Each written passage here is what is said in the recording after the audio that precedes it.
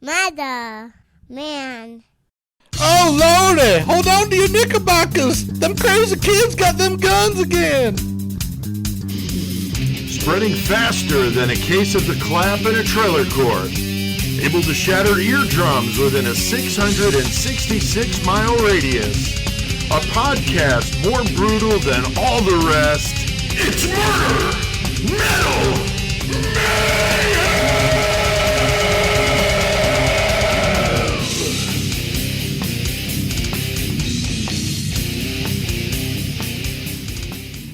All right, those crazy kids got those guns again. Goddamn, Holy shit. goddamn. Goddamn, it's a Thursday.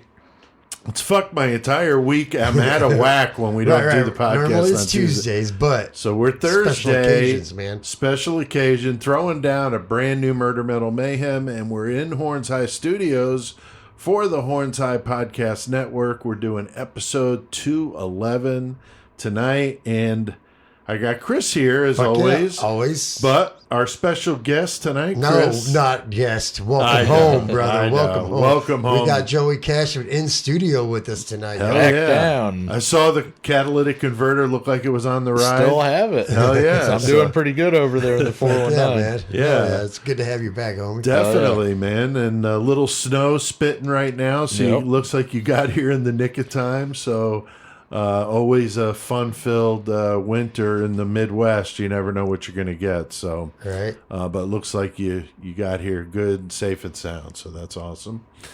And so what T-shirts we got on tonight, Chris? What are you doing over there? I got a Real Tree hoodie on that my daughter got me, Okay. and it's fucking, I love it. And I don't remember what shirt I got on. Oh, yeah, I got the Colostomy Bong shirt on. Nice. Oh, yeah. Nice. And what about that hat there you got? That's the Goremonger hat That's with the the Murder Machine Goremonger. clothing pin on it. Very cool. Very bean. Yeah, cool. there it is.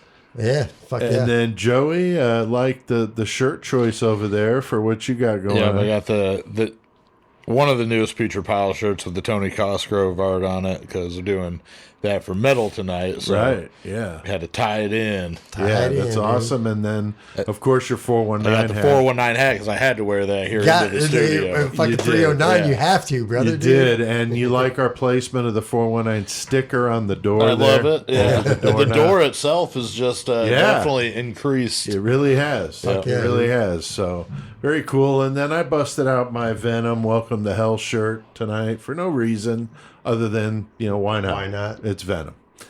So, last week, guys, we did our episode on the wild story of old Paul John Knowles. He was a pimp killer. He was a fucking interesting fucking piece of shit that we talked about called the Casanova Killer. And that 4-month killing spree in 1974, Chris, 18 victims. That's fucking nuts, man. Really, really fast to kill that many people. And how many days between killings was there? Do you It's remember? like a day and a half or something like that. No, the math was I don't remember. 6.66. Oh, yeah, 6. Yeah, that's right. It Yeah, was. I Fuck. did the math and I was like, get the fuck out of here. Jenny was sitting there and I showed her my phone. I'm like, that's how many days there was between Yeah. victims. It's just crazy. So, yeah, I mean, that's just Hail Satan. unbelievable. So he was definitely a sick bastard. And we did that one, as always, in depth. That was a longer episode. And Chris, you did your metal feature on... I did it on metal. Yeah. I couldn't help it, dude. Yeah, it was... It was interesting. My homie said you were slipping for not doing the Trans-Siberian Orchestra for that episode. yeah, I get it. Oh, nice. That's funny. Yeah, that would have that was good though. It was a lot, a little Yeah, sense of no, humor. it was Just- good. we love sense of humor. That was just a little metal knowledge, Yeah, so y'all know. Yeah, it was. And a great killer cage match and the usual ridiculous shit that we do. So Always. I was going to mention, I'm going back to your segment on metal. We were watching a documentary and they were talking about this method where they put like a little piece of gold Right. and they burn it and it like shows where the fingerprints are. and he was talking about the metal and the heating and all this. I'm like, this was like Chris's episode last week was basically Holy this. You know? shit. Yeah, like Chris is so smart, man. I am not.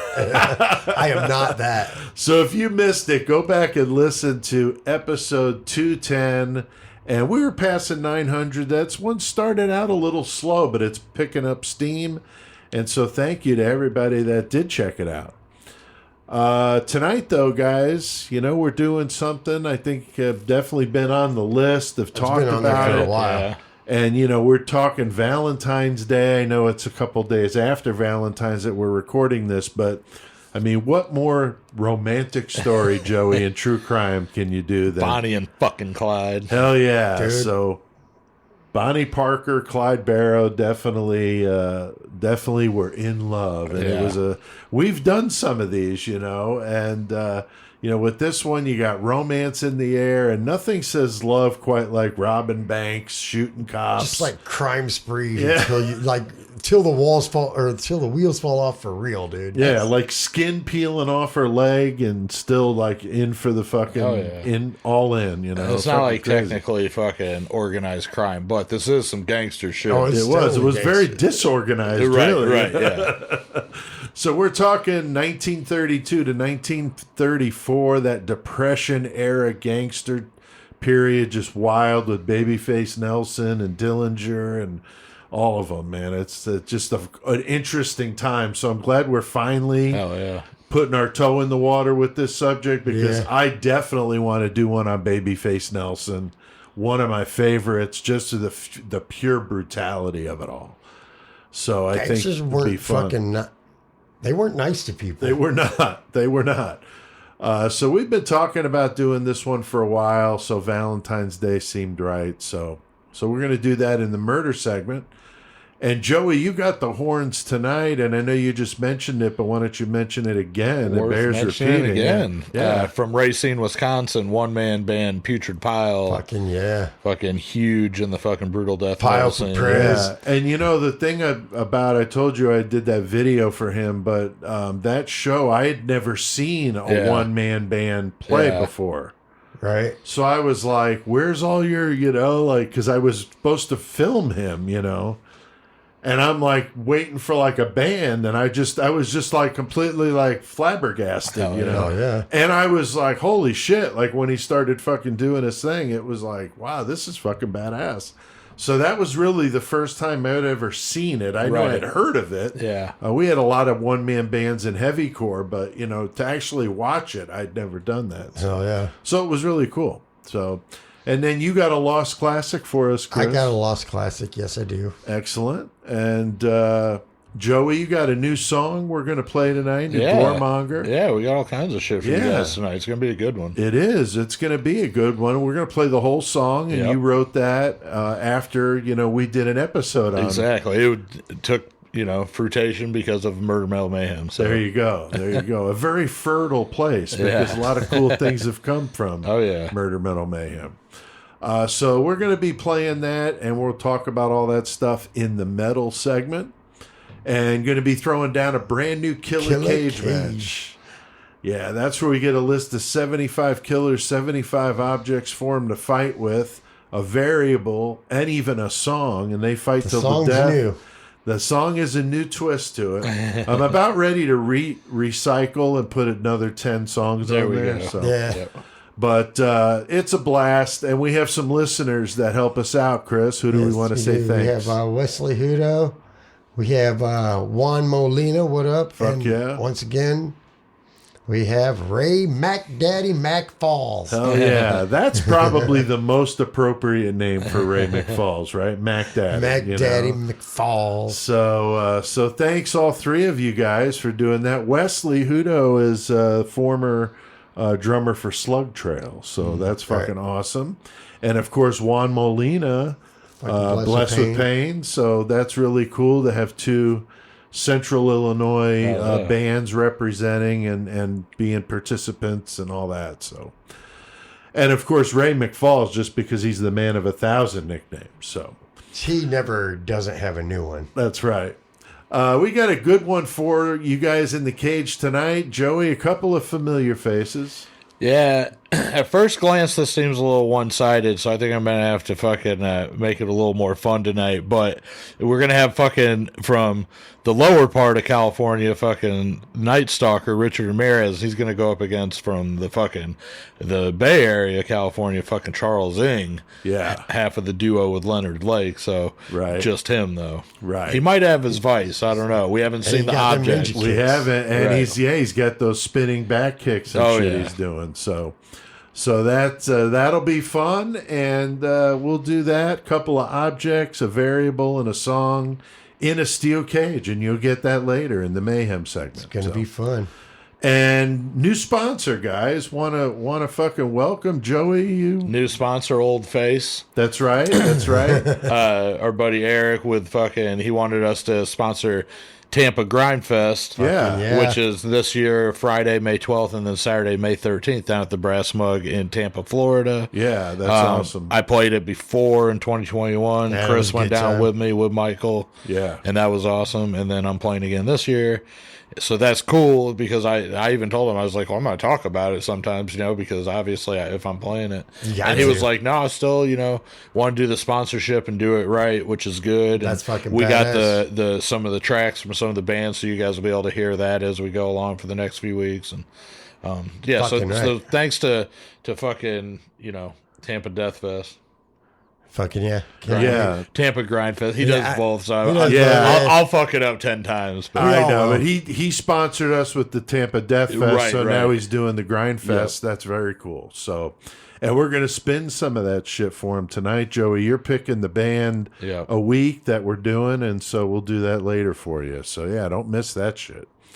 Big thanks to everyone out there listening to us, and keep spreading that word, and we'll just keep tearing it the fuck up every week. We do everything we can. It's fucking badass that Joey's here tonight. Yeah, and I'm amazed, guys, at all the listens we had last week. I mean, Yeah. this is a new record for us in quite some time. We almost hit 5,000 listens in a week, 4,750 listens. Wow. That's pretty amazing. We are and so close though. So you guys, we do appreciate it, and you can, get more involved in what we're doing. If you like this, go to the website murdermetalmayhem.com.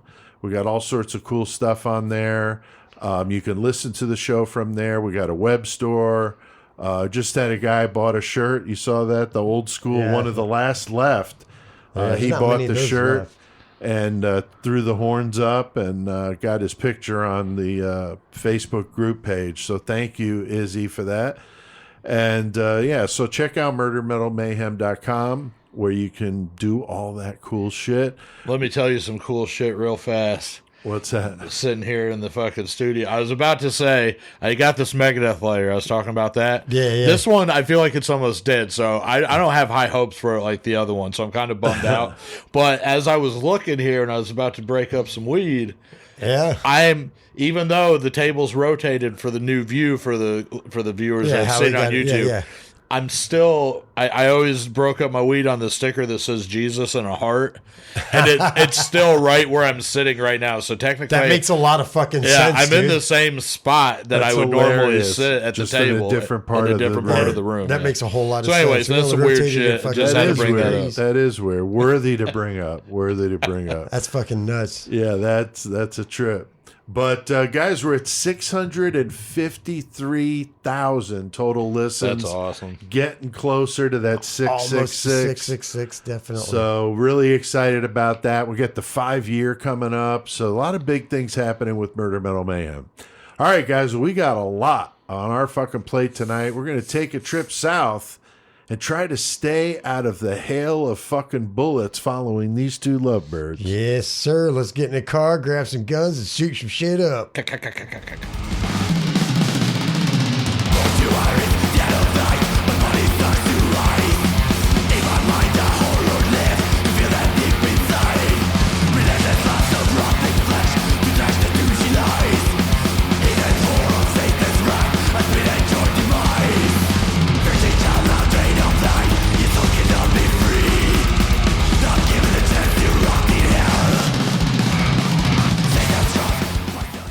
Fuck Yeah, man. Killing it. Yeah, some new Schizophrenia, man. They did a cover EP, which is pretty cool. It's called Chance of the Abyss. It's badass as shit. I just got it here a week or two ago. They did all covers. That was, of course, Necrophiliac by Slayer. The whole EP, though, they did The Misfits, GBH, Morbid Angel, Slayer, Judas Priest, and Exodus. So very badass. And they did obscure songs, which is kind of cool. Right. You know? Not the normal shit people would hear. Yeah, they didn't do like Living cuts. After Midnight or something by deep Judas cuts. Priest. Yeah, they did some interesting deep cuts for sure. So, all right. So that's one to go check out if you don't have that already. All right, we're going to be talking about a very iconic case here. Again, it's Valentine's Day episode, so we're going with this one. It's a little after Valentine's, but we're good. That's the right. Same week, man. The same week, exactly. Chicks dig that shit. Bonnie Parker and Clyde Barrow, also known, of course, as Bonnie and Clyde. Very popular case. We've had in here in the U.S., really, in the 20th century, it'd have to be in the top 10. Right. Easily. Oh, definitely. Easily. Everybody knows that name. You know, it's iconic, even though it was in the 30s, you know. Right. Motherfuckers use that shit in songs like I mean, We Eminem Together, like made the Bonnie and song. Clyde. Fucking Right. like, motherfuckers use that Eminem made a whole song about him and his daughter. shit. Exactly. Yeah. It's crazy. Yeah. So, I mean, you talking, you know, gangsters, bank robbers, lots of fucking shooting, driving like fucking race car drivers, like fucking just everything about this story Loving is the just wild. Fords. Necrophilia and bestiality. Oh, that's not this episode. That's a different one. That's a I different was gonna episode say, altogether. dude. we've already done necrophilia, bestiality recently. So romantic story for the time of year. So glad we're doing it. We always do these. We've done some good ones. You know, Ken and Barbie, you know, and Fred and Rose West, and some of these that I think are, you know, cool ones to do when we're doing a Valentine's Day. So yeah, I mean, yeah, I think people get into these type of stories. You know, you just wonder, how does one person influence somebody else that much? Dude, like digging in deep real fast. Yeah. So these two genuinely, though, Chris, were in love, and definitely people seem to like that. When they were fucking cruising around, like mainly like the younger generation, I guess, they'd be like cheering them on, like, yeah, you go fuck the fucking government or the system or whatever. You go do what you do. But eventually, after they found some out of the story that you're going to hear, like, they're like, nah, you guys weren't good people. Right. Basically. Yeah, that's true. So Joey, there's a lot of these Depression era gangsters that we talked about that earlier, but I mean, was it more than just like the romantic side of this story, you think, that got people interested? I mean, there's, as we're going to talk about, there was high kill count. It was very sensational. There was, especially for back in the time period, we're talking about a lot of action involved in what's going on. Oh, yeah. Shootouts and, you know, fucking high-speed chases for their high speed. And, Right. We're talking about a long time ago. No, I'm talking almost I 100 get it, years ago. It's fucking great. Like, they're high speed. It's Like, hard to imagine, 100 years. But the almost 100 years romanticism, though, that's always going to be a huge part of it. That's the stuff that, you know, novels are written about and lore is told about afterwards. And you get, you know, the fact that you get two people. Okay, this is also saying that, you know, she wasn't as influenced. I'm saying if she was more of a willing participant, I guess. Right. Because there is the argument, and we'll talk about that too. Oh, yeah. Right. But the fact that two people that could be involved in the same kind of thing can meet up, first of all, in a lifetime to do the thing, such as we talked about Charles Ng and Leonard Lake. Right. But then, you know, there's a whole nother level to it whenever it's two people that are romantically involved with each other because they know that shit about the other person and still love them. So I think that's fascinating regardless to the public and stuff. That's a good point. Yeah. That's a good point. So, and, you know, we've done, you know, we mentioned a couple, but, you know, even the Moors murderers would be another really good one we did with that whole element of, was she more of a driving force than what the media led on to believe? You know, like in the Ken and Barbie case, I mean, she got out. She's been out for a while, and he ain't ever getting out, you know, so it's fucked up. So the country was very angry during this time. You know, it's the Great Depression, so it's a horrible fucking, you know, economy. Everything's going really bad for a lot of people. Nobody had any money. Well, there were a few, but, but they very weren't- few. yeah, they weren't but sharing just it. saying. You know? Yeah. So Yeah, they weren't sharing at all. and you had people that were very anti-government. And so I think when you have something like this, these people robbing banks, you know, they come from the, you know, the other side of the tracks, just like them, you know, they kind of root for him. It's like Right. kind of a hero, like a Robin Hood type Yeah, for sure. type of thing, you know. And I think that what really, you know, people get behind characters like that. I mean, fictional characters, thinking Tony Soprano and Right. Walter White are the two that everybody can relate Pony to. boy. Pony boy. Pony boy. Stay gold, pony boy. Stay gold. But yeah, you got, you know, people like that you think like on the surface, like seem like they're really cool and like fun to hang around with. But like behind the scenes, I mean, No, it's violent. and- doing some heinous fucking Yeah. shit, you know, especially Tony. But Walter White wasn't too nice either there toward the end.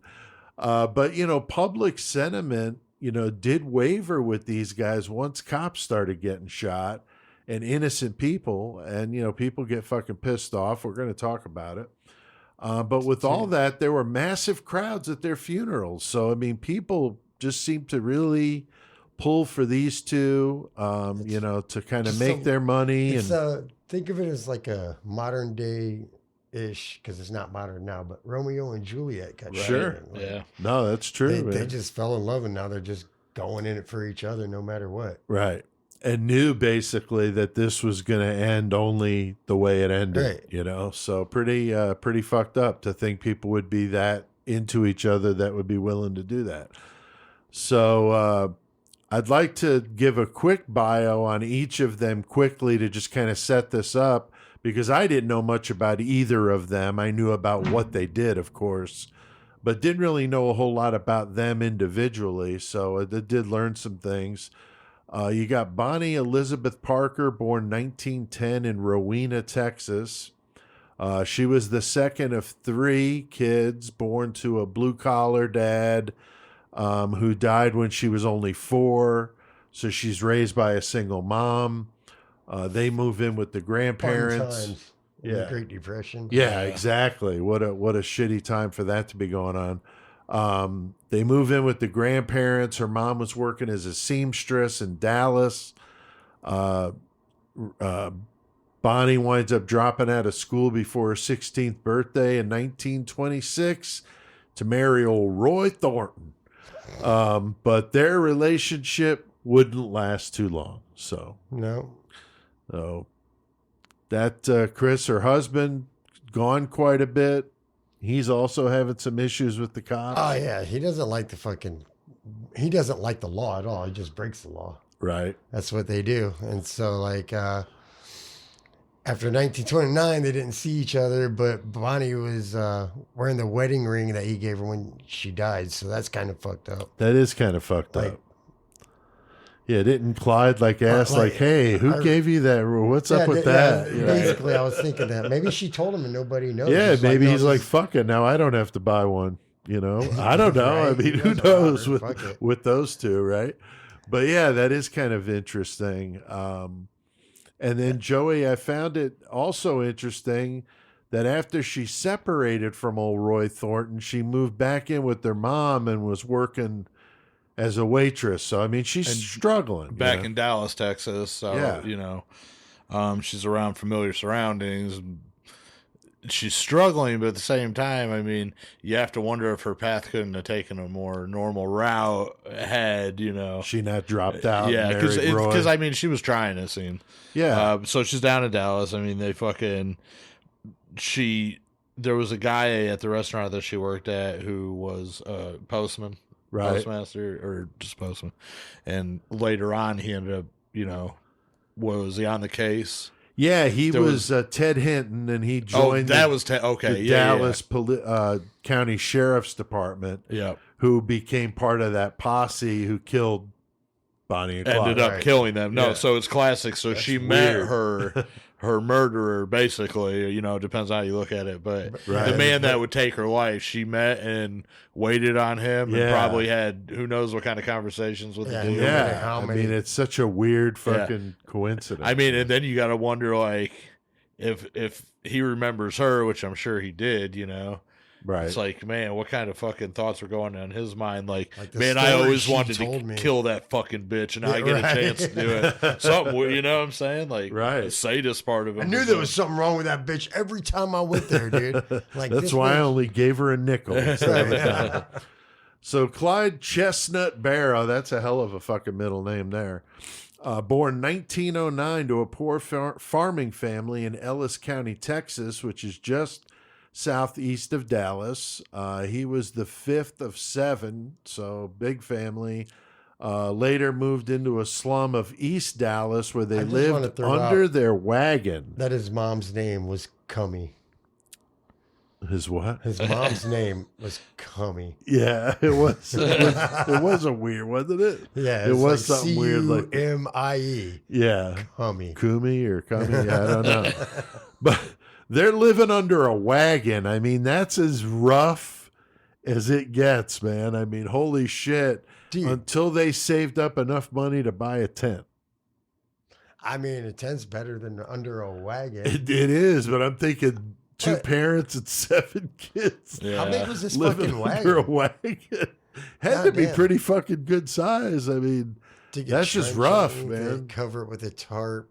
I mean, that's just rough. I mean, that's at least with the wagon, you got a nice wood frame opposed to the yeah. tent. It's like a second Just floor. saying. Yeah, I'm just saying. It's like a patio up there. Or Right, something. it's like we're yeah. going up to the deck. Yeah, I mean, what are you complaining about? Jesus. So yeah, but Clyde starts getting into trouble at age 16. He's arrested for not returning a rental car on time, which I thought was interesting. Who the fuck's he Who the fuck is renting this kid a car? I don't know. It's the fucking 30s, bro. I Or the guess. 20s. Yeah. At this point, it's still the 20s. yeah. Right, but I know it just Like, seems so crazy. Oh, let's give this kid a car. See? Yeah. So he was arrested a second time with his brother for stealing turkeys. So, Yep. Bunch of turkeys. so I don't know if they were alive or like frozen turkeys. Like, did they even have frozen from the turkeys? supermarket. Right, A yeah. whole truckload of them. Like pulling meat out of the fucking cooler. Yeah, is this trim- like a Sopranos thing where they like, they get the deliveries and they just take all the shit? I was thinking Trailer Park Boys when they just run into the store Oh, and yeah, they do the stealing meat. Yeah. Yeah, that's awesome, man. I love it how Bubbles is put through the whole PA system talking about how baked he is. I'm so fucking baked. We was just watching some TPB before we came. Sorry to break away into a Yes. Trailer It Park happens. Boys thing, but it happens. It happens. But he did have some legit jobs from 1926 to 1929, but he was also doing petty crimes, cracking safes, stealing cars, doing robberies. I mean, he's doing the whole thing. And he would meet Bonnie through mutual friends in 1930 when she was 19 and he was 21. Yeah. Right. So, all right, Yeah. Chris, but Clyde would end up getting sent to the big house. Yeah, I don't remember what he got busted for, but he's fucking 20, like you said, 21 to 1930. Right. He knows Bonnie through these friends. Somehow he convinces her to bring a fucking gun into the fucking prison. Yeah, for how him, the dude. fuck is that happening? I don't know. I don't know how she got it there either, but I could only speculate because there's only a few ways you can get things into the prison. But yeah, so I'm just saying, Right. man. Yeah, that's Just true. You true. have more options when you're a female. I'm just saying. Fucking, but yeah, she brings in a gun and he breaks out of prison with that gun, but it didn't last very fucking long though, man. No, they caught him quick, but he winds up, really getting himself into shit. Yeah. I mean, Joey, it's at this prison that Clyde would be sexually assaulted multiple times. He was American History X'd. Yeah. Right. But yeah, no. And can't have he didn't take too herpes. kindly to that, and he was obviously fucking pissed off, and he fucking went back in revenge with some pipes and took care of the fucking situation and Beat the shit out yeah, of people. killed them. But it's definitely fucking, you know, a precursor to how he's going to get down now whenever he gets out, because he is going to get out. Yeah, that's what's crazy too. Like I saw that, you know, and like they said that he got revenge on them, but I didn't see that anybody had ever got in any trouble for any of that took place in this prison. Well, the other inmate that was doing life, he took the rap That's for right, it. yeah. So Clyde didn't get any punishment, Yep. but this guy's like, "Fuck it, I'm already in here. True, yeah. I ain't going Go ahead, anywhere." I'll let you get out. That's some old school fucking- shit. yeah, it That's some is. old school Goddamn. convict shit right there, boy. So now having, you know, to try to avoid doing some hard ass fucking physical labor out in the field. This guy, Clyde, what the fuck, Chris, with this Dude. shit? he just like looks at one of his prison mates, and he's like, "I'm done doing all this work. Fucking Right. take this motherfucking axe and just fucking see these two toes." Make them disappear. We'll just act like it was an accident. I just don't want to do work anymore. Yeah, I mean, how lazy do you gotta fucking be to go to that extreme, man? I mean, that's some hardcore shit. But the worst part about it is his mom had been putting in all this work to get his ass released from motherfucking prison. So like it was like just a few days after he gets his fucking toes cut off so he doesn't have to go to work. Dude, I've thought about that shit before too. I ain't gonna lie. I'm just gonna break my finger saying I go to the hospital and not go to work. I've never done it. This motherfucker cut his toes off. Yeah, But yeah, that's pretty after brutal, his mom man. been putting all that work in, 6 days after he cut his toes off, Yeah, he's out of prison. yeah. Now you're fucking Yeah, now he's permanently got this limp and shit, and you like know. just cut. Hey, Like, that's fucking swag right there. that I is guess. that's I that guess. fucking pimple. They know he's coming through. But dude, So yeah, that was fucked up. But I see that that, I was was like, man, crazy. this motherfucker cut his yeah, toes and then a off, few days then later got he gets released. out. So Clyde is paroled in 1932, but he is a hardened criminal at this point. Vows he's never going to go back to prison again. I mean, like Joey said, he beat that dude to death with a fucking lead pipe. Yeah. Got lucky the other guy took the rap for him, but I mean, he's definitely a changed individual, that's for sure. But you know, who the hell could blame him? I mean, his sister said he was never the same. His brother said the same thing. Andy Dufresne got out pretty. I Right, mean, yeah. Even though he was obtuse, Yeah, or the yeah. other guy was obtuse. She said, the sister said, something bad must have happened to him, which we know that it did repeatedly. And so, you know, that's, hey, I mean, anybody would be fucking wanting some vengeance. eventually, After you're gonna be something I'm like fucking that. tired of this shit. Yeah. You're either gonna kill somebody or kill yourself. Right. So Joey, a fellow inmate, would say he saw Clyde go from schoolboy to rattlesnake. So Yeah, I mean, it happens, you know, fucking people are going through, obviously, probably one of the most traumatic periods of their life and shit. For and sure. right. dealing with stuff that they may never even have been around, or who knows, and some people can handle it better than others, and it'll change some people. I guess like an extreme case, you know, there's like physical cases, like there's a dude that we knew that robbed some banks and ended up Yep. going to prison, and I ended up locked up with him, and he worked out all the time, and this dude got fucking swole as shit, you know, and that's because that's what he did. So physically, there's that. Then we got this other dude who we fucking grew up with.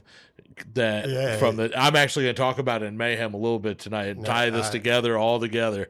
But this one dude that we grew up with, me and Chris, he was just like us, kind of like punk street kid, you know, fucking smoking weed and dodging cops and doing shit. what we did, yeah. And then he went to prison and just totally fucking like the dudes. effeminate lifestyle and like dudes.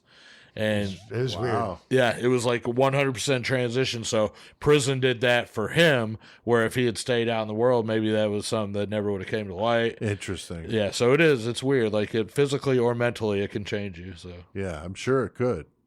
So after he's out, Clyde would start his infamous Barrow gang, made up of about 10 criminals, kind of a revolving Hey, door man. for a bit.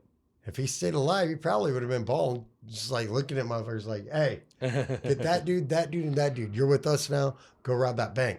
I'll kill you if you don't.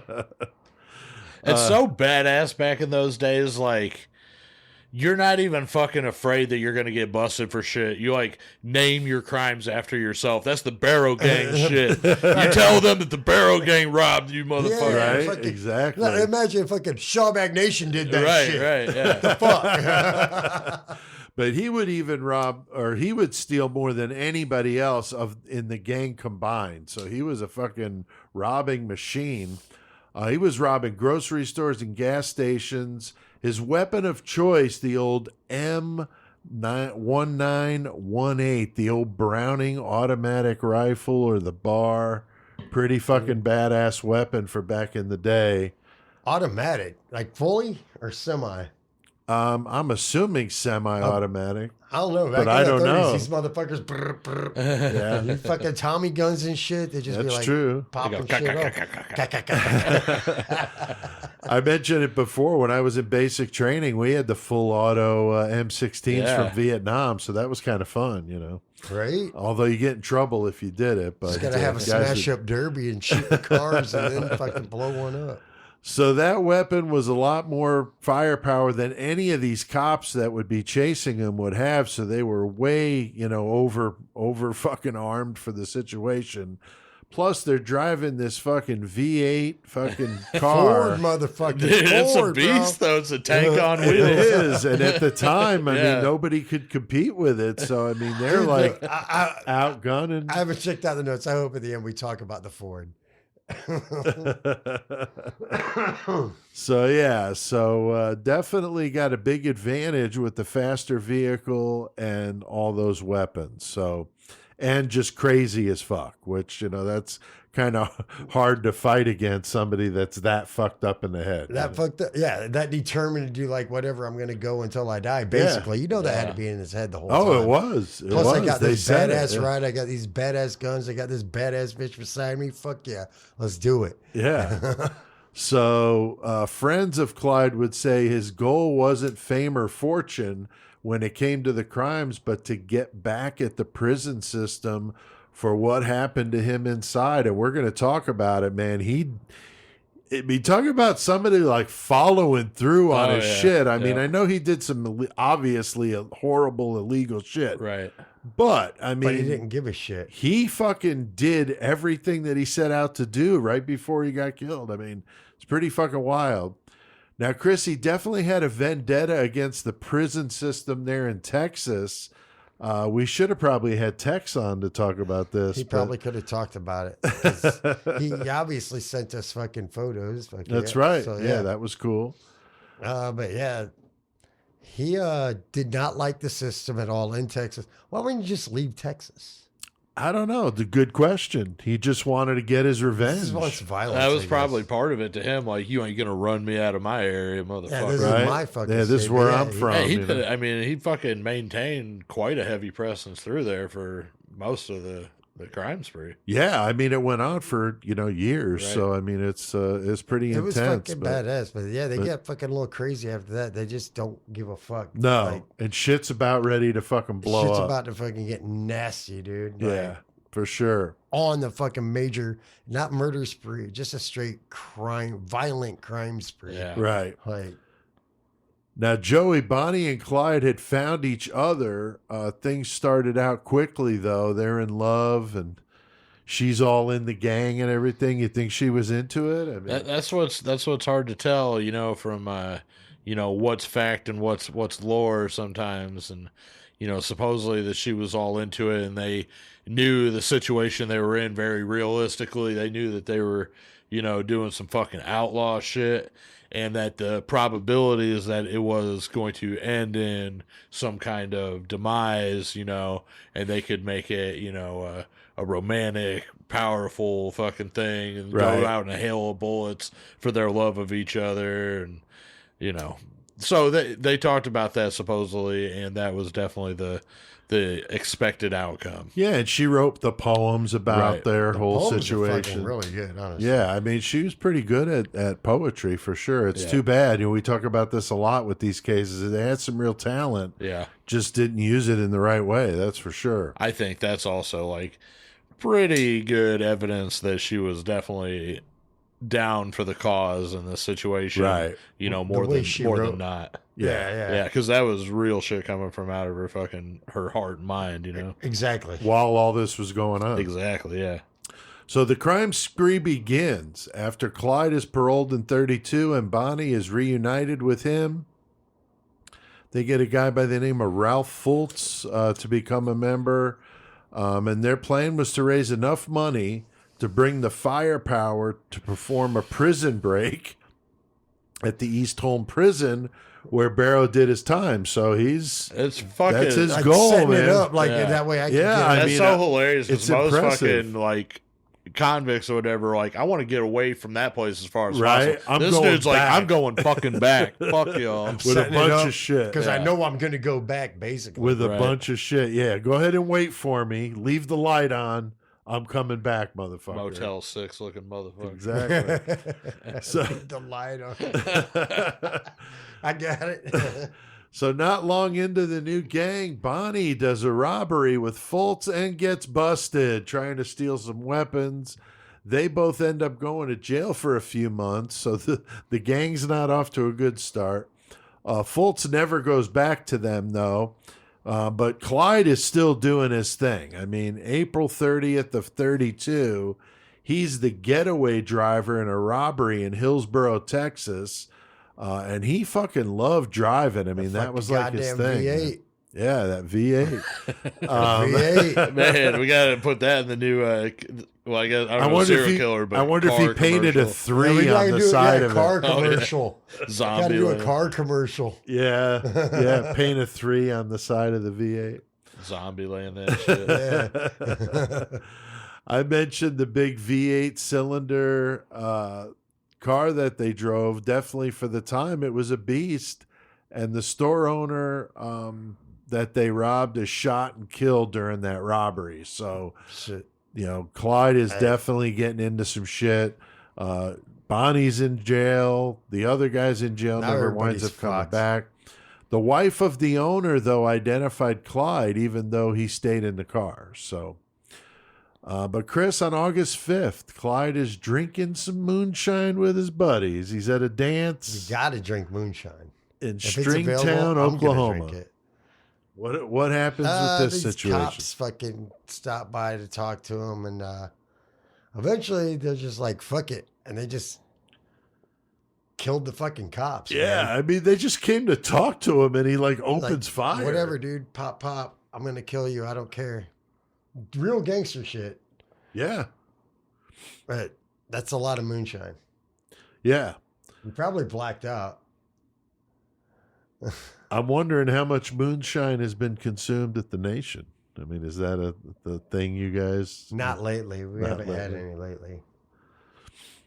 But you know, that's not going to lead to anything good when you're drinking moonshine, Joey, at the dance, right? And I mean, fucking, you got to get yourself amped up some way, you I know? guess. And I guarantee that fucking Clyde, that motherfucker had the connections for the fucking firest moonshine down there. oh, I'm sure. But him and old Raymond Hamilton was the other guy. Yep. But they would be the first police officer that they killed. So this officer was the first one. Said that you got to say the first one. Yeah, because in the end there would be 9 of them. Right. So yeah, like Joey said in the beginning, pretty decent body count with these crazy fuckers. Brutal as hell. They're murdering. They get to another store owner, another botched, robbery, and they wind up killing the guy during the robbery in October in Sherman, Texas. Hey, I lived there. Oh yeah. Did you? That's where I lived in Texas. Oh, that's shit, funny. you live- Yeah. Nice. Another guy, W.D. Jones, that's kind of a cool name, would join the gang. He's only 16, though. So I mean, you got to recruit them young, man. Yeah. I guess. And they're so the have wild to. boys. Yeah, they'll do whatever just to be part of that. That's, yeah. I mean, gang shit. And Christmas Day, the gang would kill an innocent family man while stealing his car in Temple, Texas. So that's interesting. And we What? have a core group of listeners in Temple, Texas. So shout out to those motherfuckers, man. Oh, yeah. Thanks for supporting Murder Metal Mayhem. All right, Joey, things keep moving along with these guys. What happens next, man? I mean, he's got a real fucking thirst for killing cops by now. He kills a fucking sheriff's deputy in Tarrant County, Texas. Then they fucking take their way I think they're heading fucking west at that point and end up at a fucking a police trap. And they fucking got the road blocked off and they fucking end up shooting their way out of that. Crazy. So the man. violence is just fucking consistently going. 5 murders so far. Wow. If you're keeping a tally. Yeah, and it's April 1932. Yeah. So, but Not yeah, a I very mean, long span of time. if you're a known cop killer, that's what you're doing. You're out there killing cops. Like Right. all 'Cause you law know the cops- enforcement's on your ass. Yeah, if you see a cop, you're killing them because they're looking for you. Exactly, yeah. It's you you're against dying them too, for sure. You're dying too, yeah. yeah, and these guys are trigger happy, man. Those cops just came up to talk to him, and they're just like, fuck you, and gunned them down. So Clyde's brother, Buck, would get out of prison, and he and his wife, Blanche, would show up with the Barrow gang for a little visit. And at the time, the gang is holed up at this house in Joplin, Missouri. Oh, Some say that Buck tried to convince Clyde to turn himself in and just put the whole thing, end this whole thing just before somebody got killed. And he's just not wanting Like, I'm to not listen. about that shit. No, No. I'm going to keep doing what I'm doing. No, and Chris, these guys are partying all night fucking long. I mean, it's like the nation times 100, well, man. Like Blanche said they'd put down a case of beer a night. Yeah, between 4 that's people. what I'm just wondering. I'm just like, That totally ruins between 4 it. Man. people. yeah, that's a 6-pack each. Do you think that beer was probably fucking higher percentage back It then? might have been back in the Even day, so, though, that's Yeah. pretty but weak, I man. don't know, dude. You get some high quality beer, but but no. I mean, that's like a tea party at the fucking nation. I mean, if come you on. brought over a 12-pack of Budweiser to my house, and it was me, my brother, Jesse, and Danny, a 6-pack apiece. How's that going to work out, Joey? Oh, that's a half hour. Exactly. Have to go for a beer run. That's fucking Yeah, right. not going to last too long. So I just thought that was kind of funny when I saw that. A case of beer a day. I bet if you Wow. did that math, it would come out to 6.66 beers per per nation. I mean, Chris, I'm thinking on a good 24-hour span, you could probably put away a case, right? Oh, yeah. Yeah. beer an hour? That's rookie shit. What if he wasn't drinking whiskey? He'd put down the case of beer in a day and not even be drunk. I haven't drank whiskey. Wow. What? Oh, I did a little 99 Long Island thing. It's not Shawback. Tomorrow's Chris's birthday and probably whenever this episode drops in 2023 Friday. Yeah, Chris's birthday Yep. and then my And then birthday yours the right next day. afterwards. So Yeah. yeah, back-to-back birthdays. So the police in Joplin assemble a 5-man squad to deal with what they assumed were bootleggers staying at the house. But these guys are in for a fucking rude awakening, man. The gang they don't fuck around, man. They're on opening in. fucking fire. They were ready. They fucking barricaded themselves and fucking went to war with them. Yeah, they went fucking crazy, man. Killing the detective, Harry McGinnis, and fatally wounded Constable J.W. Harriman. Like, they didn't give a fuck who they were fucking killing. No, they really did. Probably just Bonnie looked at their even- bodies like, shouldn't have been in the way of my bullet. Bonnie even opened up on him with the Browning, and the rest of the cops fled. One cop stuck behind a tree, and I saw the 30 caliber bullets she was driving into the tree were putting splinters into his face on the other side of this Right. tree. So I mean, she that's was a big fucking fucking bringing round. it.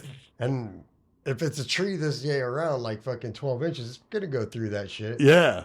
So, I mean, imagine being that cop and you're on the other side of this tree and then fucking splinters Yeah, fuck. are going into your face as she's fucking unloading on this tree. I know it's a totally different fucking story, but every time I was researching this whole scene right here, Yeah. I kept picturing Young Guns when they were holed up in that fucking In the house.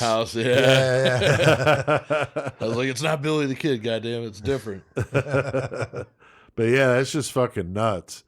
But Bonnie jumps in with the rest as they take off, and the surviving cops would talk about the tremendous firepower of the fucking Barrow gang. Yeah.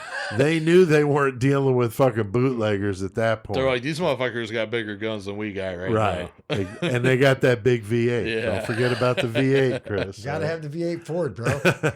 Come on. So it was definitely a pretty impressive sight. They were talking some shit, I'm sure. One of the gang is wounded, and Clyde avoids getting hit when a round bounced off one of his suit buttons. So, man, some he's lucky pretty ass lucky. shit. Man. That's some Lucky. You ever fucking seen that in the movies when they got like the Zippo lighter in their pocket and that's what catches? Right. I mean, that's basically what I kind of think of. Yeah, dude. yeah. I mean, it's like, Gangster is fucking helmet, bullets bouncing off him and shit, Teflon Don. That's right. Yeah. That's right. That's right. More victims, more bloodshed. Definitely one hell of a bloody Valentine's Day here this week. That's for sure. All right, Joey, these guys are just pushing it to the fucking limits, man. The cops are after them. Now the FBI's in on this shit. I mean, what the fuck? I mean, knew the FBI was going to get involved, especially with all the killing of law enforcement. Right. They're And like, going okay, over you state guys lines. cannot fucking You guys can't handle this your own shit. business. Yeah. Right. Like, Yeah, and the fact they're crossing, the lines and shit. But so the FBI is on them now. Every fucking deputy, every fucking patrolman is Right. fucking looking for these people. Right. Also, not only are they looking for them, they're probably scared to fucking meet with them. right, because oh shit, I might fucking die. Yeah, Holy the fuck. fucking odds so far are kind of in Bonnie and Clyde's favor. So Yeah, that's the truth. the Barrow man. gang. But The when you got the Barrow, yeah. feds after you, man, you got like a limitless supply of money. It's not like these little That's true. Yeah. podunk Yeah. police stations that have limited like- resources. I can't do The this. federal government's just like, fuck it, Do whatever what it you gotta takes, do, make yeah. this shit fucking stop. Oh, you ran out of gas 3 times? Fill it up 3 times. Right. So, Chris, they would leave behind at the house, though, a few things. Yeah. What do they wind The up? most fucking hugest thing was that film that they left there. Yeah, Pictures the of them. undeveloped film. Yeah. And it was pretty iconic pictures, dude. Like, a lot of them are the ones that, if you look up Bonnie and Clyde, it's the ones you see of them. Right. Like Bonnie with the cigar and everything. Right. Like looking like she's happy as fuck with the cigar, but hated the cigar picture. Yeah, and they were Couldn't like private pictures. They didn't intend for them to be put in the newspapers. Look at the internet. You know how many of them pictures were supposed to be private? Just saying. That's true. That's Just true. saying. But Yeah. they inadvertently left the film there, so Right, that's right. what everybody knows of them, of those pictures, right? Yeah, and then they left. They found Buck's parole papers. Yeah, and not a shit. good idea. Yeah, that's not good at all. So a bunch of fucking weapons, and then like we were talking about the poetry that she wrote. Yeah, really good which she stuff. actually wrote some. Like I heard one of them and I read one of them, and they're actually good. It's good poetry. It's just Yeah. like, but you were writing this as you're doing these crimes, so you're Fuck cool yeah. with it. Yeah. Yeah, and the one about them. I mean, Yeah, that that's she what I'm wrote, saying, yeah. that's pretty iconic stuff there, writing a poem about your doomed love, kind of a thing. It's fucking nuts. It's fucked up. Now, over the next 3 months, though, they went as far as Minnesota, which is kind of crazy. Minnesota. Yeah, I mean, Minnesota. they just, they've got this big star quality, man. They're just out there hitting the roads. They robbed banks in Indiana. They went back up to Minnesota again. They skipped over. Kidnapping. We're not even good enough there. This state isn't even good I enough know. to rob, dude. I know. I was That's wondering fucked about up. that too. But they were kidnapping people for ransom. I mean, they're definitely very resourceful. And they were good to the people they kidnapped. And usually then they left them somewhere. They left them with money so they could get something to eat, go Right. home. So, not the Oh, typical. you're not a cop? Oh, you're good. We'll just take you over here. We'll drop you. Yeah, You'll we'll be drop you fine. off at that Yeah, Denny's over there. Yeah. And here's Here, I got enough for a grand slam if you want Yeah, it. fuck yeah, man. Extra pancakes. God damn. Joey, they're getting lots of press. Chris mentioned those pictures, but Yeah. I mean, that would grow old with the American public. Yeah, they're like, look, these people are just getting away with fucking anarchy right now. Right. Straight up anarchy. Like, can you motherfuckers swoop in there and stop this shit? That might have been the general consensus, but I guarantee that there were some people like me back then that were like kind of watching it to see how far it would go. Right. You know what I'm saying? Right. As morbid as that is, and it's No, terrible. Like how far can they take? Right. this Whenever shit, there's right? shit like the DC snipers, when that happened, I remember like, not that I wanted people to die. I'm not saying that, Just but like, how- it's like, am I going to wake up the next day and they killed 3 more? You know what I'm Right. saying? Like, Oh, yeah. it's so intriguing for the wrong reasons, but Right. so with these guys too, you know, there was probably at that time there's a lot more God fearing people in the country, Right. but I guarantee True. there was probably an underbelly of people And like news went rooting around. for Yeah, 'em. man. And news Yeah. went around way faster, or is going around way faster as well. Yeah. Like, Right. because back then, you like this city, it would happen there, but then like days later, this city would have the papers and right. the murders are already Right. done and shit. So yeah, that's fucking nuts. Yeah, so June 10th, 1934, Clyde would wreck the car when he missed signs that there was some bridge work going on. That was fucked up. That was not smart. Flips it over in a fucking ravine. Not the ravine like in Trailer Park Boys. Not that ravine, okay? In the accident, Bonnie's leg was severely injured. Reports vary on the cause because some say it was a fire inside the car, and then others said it was battery acid. I So- just know she got burnt pretty fucking bad. yeah, it was really bad. They said that like it was like down to the fucking bone. I mean, pretty fucked up, Chris. I mean, that's what they said. I mean, there was like skin from her hip to her ankle gone, and most of it gone, and you could see bone. I've never experienced it, but I've seen like videos of shit, motherfuckers in car fires where it literally just like you touch it and it just slides off. the Yeah. Yeah. And if she went through that bad without no real medical attention and still doing the shit she's gonna do, Right. holy fuck, that's a fucking monster. But I'm sure she just like bad 3rd-degree burns and they was able to wrap it and put gauze on it and whatnot. But Yeah. But That Clyde had to sliding of the carry her skin. everywhere she went, you know. Yeah. So, I mean, she's sliding not on able the to skin walk. when you get burnt, like Yeah. it touches like Yeah. See that a lot in like war movies and Yeah, shit when yeah. people Yeah. get burnt. That's fucking horrible. So you know, these two are definitely in love. I mean, now he's carrying her, and she's definitely in a world of shit. So now they would kidnap a sheriff and a city marshal in Collinsworth County, Texas. They left them handcuffed and barbed wired to a tree somewhere in Oklahoma. like for better luck, we're just gonna make sure you don't move because you move, you get wire in you. Right. And the barbed wire. Would Or are they suck. hoping that they fucking got found by critters and fucking eaten? Oh, yeah. That'd be Possible. fucking crazy as shit. That would be too. fucked But up. that's why they did it. It's That like, would be scary to be like tied to the tree if they told them. Yeah, Yeah, now, because now they'd smell the hogs are gonna blood. get you. They'd Yeah. smell the blood, too. Yeah. So while Bonnie nursed her injuries, 2 of the gang did a bungled robbery in Alma, Arkansas, and murdered another city marshal. So now the gang had to pick up and go again, even though Bonnie's condition is fucking bad. July 1933, the gang tries to lay down low in fucking Platte City, Missouri. Missouri. And They're all over the fucking place. they are. Yeah, They're I- like fucking John Elusive Paul as or fuck. Paul Yeah. John Knowles. They rent a couple cabins and a garage in what they called a tourist park. I don't know if that means like an RV park, I'm guessing. I'm The gonna call owner, it what they call it Like a timeshare. Oh yeah, yeah. but the owner of the park recognizes, that they're putting newspaper up in the windows.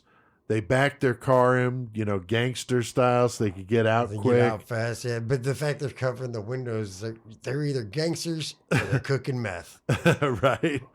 So Blanche is the one dealing with the owners, and she's paying for everything in coins, which definitely looked suspicious. Right, yeah. So definitely the owner's got his antenna up, like something's up Just here. give me $300 in dimes and nickels. What the fuck? Now, Joey, they're not doing a very good job kind of being incognito and blending in. Well, no, with those everything. coins making dudes suspicious, like you were saying. Like, Right. So he's like, well, how about I just give the authorities a call and have them keep an eye on these fools because they just, like you said, shady his as gut fuck. is, shady shit going down.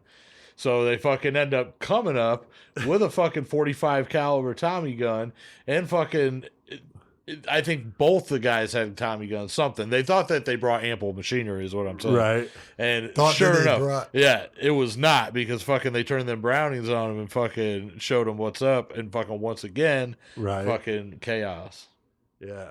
So they narrowly escape getting the fuck out of They there, keep but they're getting on the out run of again. all of these places. I know. Young, dumb, They're like, man, full we're of doing this cum. crazy shit and we're out. Like, you can't catch us. Yeah, it's fucking You insane. got that V8 Ford, bro. That's right.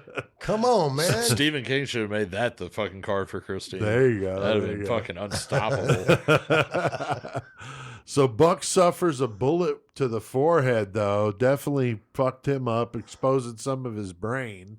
And Blanche is blinded in both eyes by glass fragments. So those two Good times with are that. fucked up. They get arrested. They can't go anywhere, Like, so they get stuck. I'm retarded the rest of my life. yeah. But man, these guys are getting lucky, but for only so long because the shit is fucking getting crazier. Well, and they're fucking getting, their health and their fucking physical well-being is declining. Like, they're losing very members. quickly. The Barrow gang is looking a little fucking Little stringy. weak little right rough. now, dude. Little rough.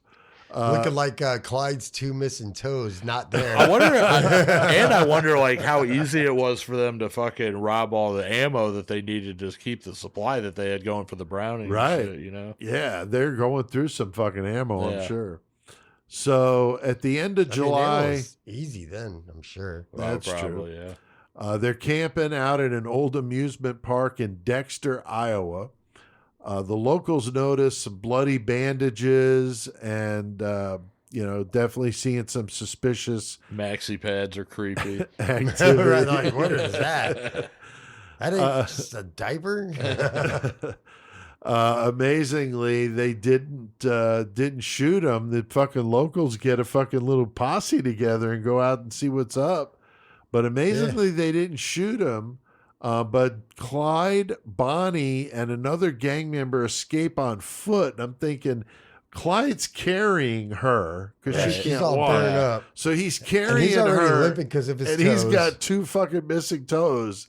And so these two are somehow able to elude the police. Like, I don't understand Super it. anti-heroes. I guess. Buck is shot in the back, and he and Blanche, that's when they get arrested. And then he ends up dying, like, not long after that. Yeah. And Blanche is like, well, fuck it. I'm tired of fucking doing this anyway because I can't Yeah. even see anymore. Right. Like, take me to jail. Fuck it. I'm going to sleep for the rest of my Right, life. thank you. Put me in my fucking spot. I'm taking Yeah, he care of dies my- in Perry, Iowa, just a few days after it. Yeah. So, Bonnie, Clyde, and Jones are committing robberies still. They're all over the fucking place. They're going back to Minnesota, Colorado, Mississippi. And then Everywhere. finally, what do? There you go. You finally got them here in Illinois, Yeah, Chris. yeah. Ah, there they go. robbed the Illinois Armory Oh, that is right. in Platteville, Illinois. I'm not even sure where that is. Scoring lots of ammo, more Oh, Browning there we rifles, go. There's their ammo. and a variety of Because handguns. Rock River Arms. That was the only reason to come to Illinois is to steal our guns. That's right. They're like, there's a lot. they're like the government. Yeah. Oh, shit. So, Chris, in September, they would finally get back to Dallas to do some visits with the family. They love Texas. They cannot stay away from They there. can't. Because all my exes live in Texas. So, probably not the best idea when you're fucking wanted there, man. No, because, everybody's looking out for you. The fucking cops know you're going to end up coming back Big there reward. Anyway. Yeah, you got a big reward on your head. They fucking end up getting fucked. Wait. Who's Jones? Jones is the other guy that's with them. He's the one that fucks up and gets himself arrested. Yeah. and then he starts talking to the police. So this is when it starts to He's unravel. a terrible gang member. He would never have been a part of the OG Barrow gang. No, not at all. So, Joey, what happens next, man? They get their families taking care of Bonnie. Yeah, but fucking Clyde, he's like, man, I'm still the gang. Don't get me wrong. I might be the gang of one, but I'm going to go out and fucking try to commit some robberies and shit. And I mean, he fucking tries to get fucking like local fucking probably People to just help him out. imbeciles or fucking Probably. like, hey, you're down on your luck. You want to fucking gain $10 and a bottle of beer or something, you know? Right. The guy holding the sign that says need work. He's Exactly, like yeah. recruiting his ass. you But know? no, he's still But now fucking he's got him out on the fucking construction road holding a sign that says slow stop. yeah. Same job, getting paid. But they, the authorities end up fucking trapping him in a fucking corner again. And they're one of the fucking family homes in Dallas. I can't remember exactly who it was. Yeah, it was Jones's family. Yeah, and they were visiting there, and the fucking authorities found him there and fucking hemmed him up and shit. Yep. But, maybe for the last time, keep listening to the story to find out, but they do get away again by the hair of their chinny chin chin. Right. But not for long, not though. long, Not no. for long. So a grand jury would deliver indictments against Bonnie and Clyde for one of the police officers that they murdered months before. And now Bonnie's got that murder indictment hanging over her head as well as Clyde. So, she's just as wanted as he is at this point. Now, Chris, how about the big breakout? They go back. He said he was going to go back. Oh, he said he was going to He go shows back. up at If old you guys East go Home back to the Prison. story, we talked about getting out of prison and going back to the prison to make a prison breakout kit. Right. So, yeah, he found that he got out of prison. Once again, he fucking found his prison kit and he took a bunch of other people with him. And he called it it was called the East Home Breakout, like Right. in quotes. Yeah, but Right. it made Texas didn't look good after that because he No. had a whole fucking, like, how do you not look in your property that close to where you're able to fucking get that close to it while you're in prison? Right. That you had to obviously be close enough out of prison to be in prison to hide it where you want it. Right. That's fucked up, man. Yeah, and it's January in 1934. So he's breaking out some people in his own fucking prison that he's from. I mean, these cops, these prison officials, like you said, are very embarrassed. It's like the fucking map tattooed in Prison Break. Yeah, right. So the state vowed to hunt down and kill everyone involved in the escape, and all would eventually be killed. But Methvin, who is the one who would sell Bonnie and Clyde out to save his own life, the state hired a former Texas Ranger, not the baseball team, all right? The other Rangers, okay? But this guy, we were talking about him already. He's a badass, man. Frank Hamer, to lead the task force on getting the escaped gang fucking caught. So this guy's a former Texas Ranger. He's a badass. Got this big reputation for being tough, standing up for what's right, not giving a shit about like he's gonna go out and people, get the job done. Yeah, just doesn't give a shit. Just gonna get it fucking done.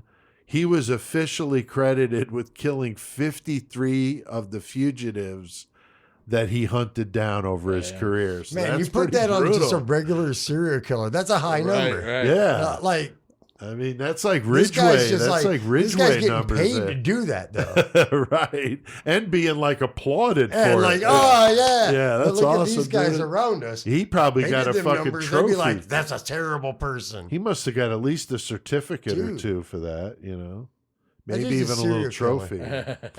So yeah, so this Paid. guy is fucking a badass, and he's the one out looking for him now. And Joey, I read that the prison warden there at East Home said Hamer was not his first choice. Did you see that? Yeah, he had some other people in mind, but they were they had morals, and they were like, "Well, They had he's running morals. around with Bonnie, and we're not going to shoot and kill a woman, so we're out." Right. Frank Hamer's like, "I don't give a fuck. I'll put fucking 2 bullets in that bitch's brains." You don't give a fuck. Yeah. Put a whole bunch more than that. That's for Oh sure. yeah, for sure. So I guess Frank Hamer shadowed Bonnie and Clyde relentlessly, only a town or two behind. He was living out of his fucking car, so he was doing the living in a van down by the river bit before anybody was doing such a thing. Right, before fucking Chris Farley was out doing it. He was out there doing it. 3 of his brothers were also Texas Rangers, so it runs in the family. I mean, law enforcement usually does. It does. On Easter Sunday of 1934 near Grapevine, Texas, 2 cops on motorcycles stopped to see if some motorists that were pulled over needed assistance. The 2 were gunned down. Some witnesses claim Bonnie Parker shot both men, but another said she only killed one. But same, difference basically. Either way, with her fucking bum leg and all, she's out there fucking gunning cops down. Dude, I mean, what the fuck? Like, dude, and the fucking newspapers and the media and shit, like the Grapevine killings, dude, said that Bonnie's fucking all laughing at the cops while she's fucking just wasting them. Just right. Like, dude, I don't know. It's like a movie. Right. Like, that's all I can rats, think. Yeah, like, it's fucking crazy. She dude. said the one cop's head was bouncing off the concrete. Yeah. It's like a rubber fucking ball and shit. Like, don't like. That's fucked. That's pretty fucking violent, man. Yeah. But people and love it. Did you People see are that the digging it up. police If it found the bleeds it, cigars with little teeth marks in it? I did not see that, dude. Yeah, the police said like where this happened, they found teeth marks in these cigars that real little. So she's like, yeah. So she was fucking chewing her cigar bit. So definitely funny. The cops definitely don't like being ridiculed like that. So Frank Hamer is getting more and more angry, more pissed off. He's just barely behind these 2. Rewards are being offered by the cops, by the state, and that most definitely had people wanting to cash in on, turning them in. This is the Depression. People are hurting for money. Joey, these guys don't fucking let up at all, though. Not yet. They're fucking still going. They go to Oklahoma, kill a 60-year-old constable. I mean, fucked. They're not even killing too many fucking civilians. They are definitely like gunning for the fucking enforcement and shit. Mm-hmm. But he kills this guy who was a widower and a father.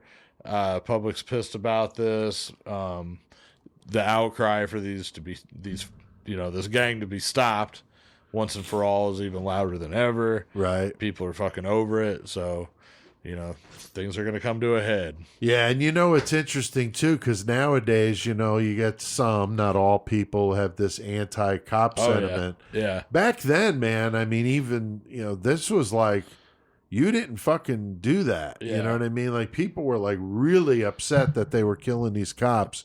So there was a different time, obviously. It's almost 100 years ago. But, it's sad really to think that people would like cheer that on. That's fucked up. It is weird to think that, yeah. But, like you said, different time. Definitely. People just saw this person as a symbol of authority to take care of problems that were occurring in their society. And if they did that, that was something to be applauded. The methods they used were often, overlooked or not fucking looked into like they are now with body cams on every cop and everything. Right. So anything that happens, people can pick it apart on the internet and shit. But back then it's like, no, there was a problem out there. They took care of it. So fucking good on them. Like you said, probably got fucking Purple Heart, not a Purple Heart, right. But you know what I'm saying? Like a medal or something. Right. Exactly. So you could probably go. I mean, Tex could probably tell us this another good reason if he was on with us. But fucking this guy, what's his name? I keep forgetting his name. Hamer. You said Hater? Yeah, Hater. Bill Hader. He's from Oklahoma. Frank Hamer. But I'm sure that like you go to some places in Texas, they got fucking memorials. And stuff, I'm sure they you'll do. see some Frank Hamer stuff. I'm sure they do. So the Dallas Journal has a cartoon with 2 electric chairs side by side and a sign that says reserved for Bonnie and Clyde. So That's fucking hardcore right there. It is. Like when It they're making is. jokes about you in the fucking paper, dude. Right? So again, the public had enough of these two. May of 1934, there's over 16 warrants out for Clyde. Frank Hamer is studying their movements and noticed that they moved in a familiar pattern, sticking close to the state line so they could go back and forth across the border, Right. confuse the police. And, you know, Which they're is fucking committing genius, lots of, dude. yeah, Right. I mean, they're committing lots of crimes. And since they had been to Dallas to see Bonnie and Clyde's family, the other gang member, Methvin, he had family in Louisiana, so they were going to stop and see his family next. And Clyde sets up Methvin's parents' house as a base in case the group gets separated, which they were in Shreveport. So they wind up, getting separated. Hamer had 6 men with him in his posse as he attempted to close in on Bonnie and Clyde. So, Chris, they get a tip about the old Barrow gang being there at the Methvin house. Yeah. So that's his mom's house, and Methvin was already The talking. meth house. That's I know, dude. Every time, yeah. But yeah, he was already talking to the cops and shit, and they convinced him to like park your truck in here, basically, so they have a good shot at Bonnie and Clyde. Like, Right. park your truck here. We're gonna hide back in the bushes, and they said they fucking waited there all goddamn night, Right. like just chilling, like they're gonna show. We know they're gonna be here, and it worked out for him because guess who showed up, dude? That's Yeah, right. you hear that fucking V8 it's- fucking humming down the Exactly, fucking road. Joey. Exactly, man. So they saw them coming. They were fucking showing up 9:15 a.m. early as fuck. Yeah, so like Chris said, they're there all night in the fucking Yeah. bushes, Like, just chilling, getting just like- bit, all sorts of shit, can't poop. I just pissed myself for the 4th time, bro. But they're incognito though. You can't see them. They're fucking hiding in the bushes, ready for a full-on fucking ambush, and Right. that's exactly what happens. Fucking, Yeah. they hear that V8, let them pull up. Fucking, Clyde's driving. yep. They open fire. Fucking, Just unleash on him, dude. yeah. Yeah. Now he's killed quick though. Right. Like he takes a headshot. Yeah, they think the first shot was his headshot For that real? killed him. Yeah. Hell so- yeah. Fucking. So he was gone really quick, but they continue to unload many more Many, rounds. many. Ooh. 130 to be Jesus. exact. Jesus Christ. Into that old Ford, Chris. Poor car. So Bonnie's dead. Finally, the couple gets their violent end. These cops fired pistols, shotguns, Like rifles. everything they had. Everything. They're just like everything they had just unloaded. They were Dude, tired they of were being pissed. overpowered. Right, all these fucking cops. Just They were like, pissed, man. "Grah, They done." wanted some biscuits and gravy. They're in the fucking bushes. They're hungry. Fucking I just want a McDonald's. fucking cheese McDonald's Danish, is man. almost going to stop serving breakfast. You know. God damn. So goddamn, they were just fucking hungry. But they just let it fly, and Frank Hamer becomes a national hero. So I mean, he fucking is. yeah, he Went out did. there, he's like, he straight did up, it. let's go fucking find these motherfuckers. We're going to fucking kill them. Right. I We're mean, done. just like Game Clyde made that promise he was going to break his buddies out of that fucking He did prison, and he Yeah, did it, yeah. So this guy vowed he was going to kill him, Yeah. and he did. So pretty wild. Opposite ends of the spectrum, but both did what they Yeah. set out It's to like do. I only got 2 things in this world: my balls and my balls word. and my word. I'll break one of them. Yeah. That was quite the end to this murderous duo. True crime icons for sure. People came by to look at the car, all riddled with bullets. They're Oh, yeah. grabbing shell casings, pieces of the Fucking cup car, of guts. glass, clothing from, Bonnie and Clyde. I mean, everything. Media took lots of pictures, and one of the deputies shot some video after it was over. The car was It's like, towed. how the fuck do you have video recording equipment in 1930s? Yeah, like how did they Hollywood's record not that? even really doing much better. You know what I'm saying? Well, Like, they were silent pictures Yeah. then, so I mean, I guess they would have had right, access but to it. it's just weird to think. Well, I don't know. Maybe this was such a big case too. The FBI's like, oh, we're gonna record some of Yeah, this shit. yeah. Get some director down Yeah. here to shoot them this. I don't know. That's a good point. I just picture the fast pace though, like they're Oh, right. like the silent films, like where they're all jerky and fast and shit. The bodies were towed with the car to the Conger, I love this, furniture store and funeral parlor. That's the best place to be, man. That sounds like another commercial waiting to happen. It does. That does. Conger Furniture Store and I mean, funeral have to parlor. change the name, but still. Arcadia, Louisiana. They sold out on sandwiches and beer to a big crowd that You was think there. they won't when they will? God damn. That's crazy, man. You got to love that. Fucking chicken and honey fucking biscuits. Fucking, oh man, I'm gonna eat the shit out of that. Sweet tea. and Yeah, fucking- Fuck, hell oh, quit. You're making me hungry. I did see that H.D. Darby was another local undertaker who assisted with the embalming. Ironically, he was one of their kidnapped victims in 1933, and Bonnie joked with him that maybe someday he'd be working on her body. So And guess what? there you go. The circle of life. You know? Yeah, Jesus. Oh, Chris, the funerals, though, were fucking huge, man. But what happened? They wanted They to be wanted buried to be buried together. Fucking, but Bonnie's family, I said Bonnie. Bonnie's family was like, nah, fuck that. Fucking Pretty Boy Floyd and Dillinger. Yeah, fucking, like, They sent bands? sympathy cards, man. Like the bands, like Pretty Boy Floyd and Dillinger Escape Plan. I don't think so. Oh, shit. just wondering, man. But yeah, that's some pretty big names, man. Sending sympathy cards and yeah, shit. Pretty Boy Floyd and Dillinger, sympathy cards and fucking flowers came from fucking Dallas fucking newsboys and all that shit. They're just like, fuck Yeah, they're making a lot of tips, man. Yeah, they're selling making- all those exactly. newspapers. They're like, Thank you. thank you so much for doing your crimes. You're dead. We're not going to get no, but okay, we love you. But it was fucking fun time for their funeral. Yeah, I mean, huge crowds, people from all over the place. Our own tech sent a few pictures. I posted those to the Facebook group Fuck yeah. of the graves, and then Clyde's boyhood house, home. Yeah. That is So- still, is that like, he recently just That's took been that? within the last couple of years, I think. Damn. Yeah, I'm surprised it's still standing because it looks like a fucking shack and a half. You know? It don't look good. No, it doesn't.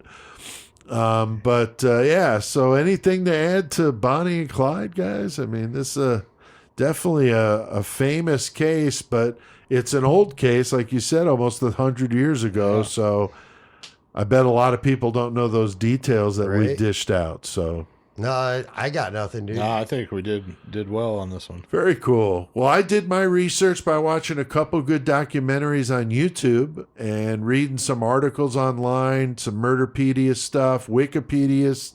Like I said, I've been very impressed with them lately. Details are pretty decent. There's so much out there on these guys. I mean, you could hundreds of books written about them. Right. But, I wanted to tell the story, but of Yeah. course you got to, try to pare the story down the best you can. There's so many other angles we could have taken with it. No, but- it's just fun to fucking lay it out. Yeah, so very, very interesting. Now, next week, Joey, this one comes from a page a day. It did. This is a pretty Shirley interesting Winters. What the fuck with this bitch? one. Yep. An arsonist and convicted murderer and suspected serial killer from upstate New York from 1966 to 2006. Her murders involved killing her own children as well as her siblings when she was little. It is fucked up. This was, like we said, a page a day Yeah. back when Joey read it. And I was like, man, what the fuck with that case? Gotta check that out. I'll tell you what, though, when I searched for stuff on YouTube, what keeps coming up is Shelley Winters. Yeah. So it's like Lolita. I'm having a hard time I'll trying to find stuff on Shirley Winters Yeah. on there. So there was one thing I saw, but that was it. And it wasn't much. So very, very interesting case. So we'll do I'm not that trying to one look next at Roseanne's grandma. Right? Shelley Winters. right? That's funny. So you definitely don't want to miss it. It's going to be a crazy one, and one I'm sure a lot of you don't know. So, all right, Joey, what about you with Page a Day this week? I just brought one with me, one story. It's pretty good. fucking cool to be back in the studio Hell doing yeah, it. So, dude. As always. Very cool. you know, and like I said, doing the fucking Shirley Winters one, that's going to be awesome. So thanks, Paige, today.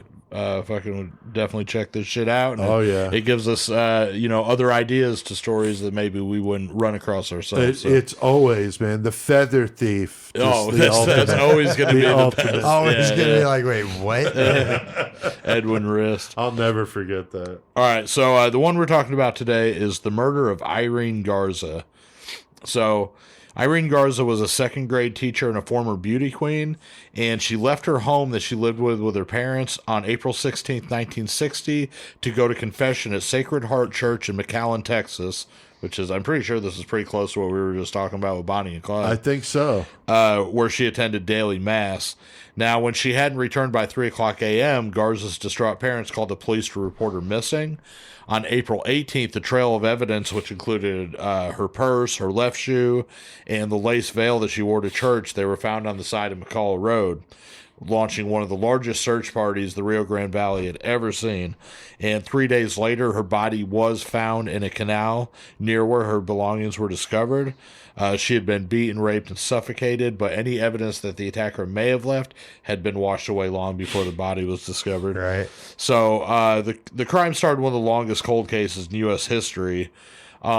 Despite an almost immediate emergence of a suspect, it would be 57 years before Garza's murderer would face consequences for this brutal crime.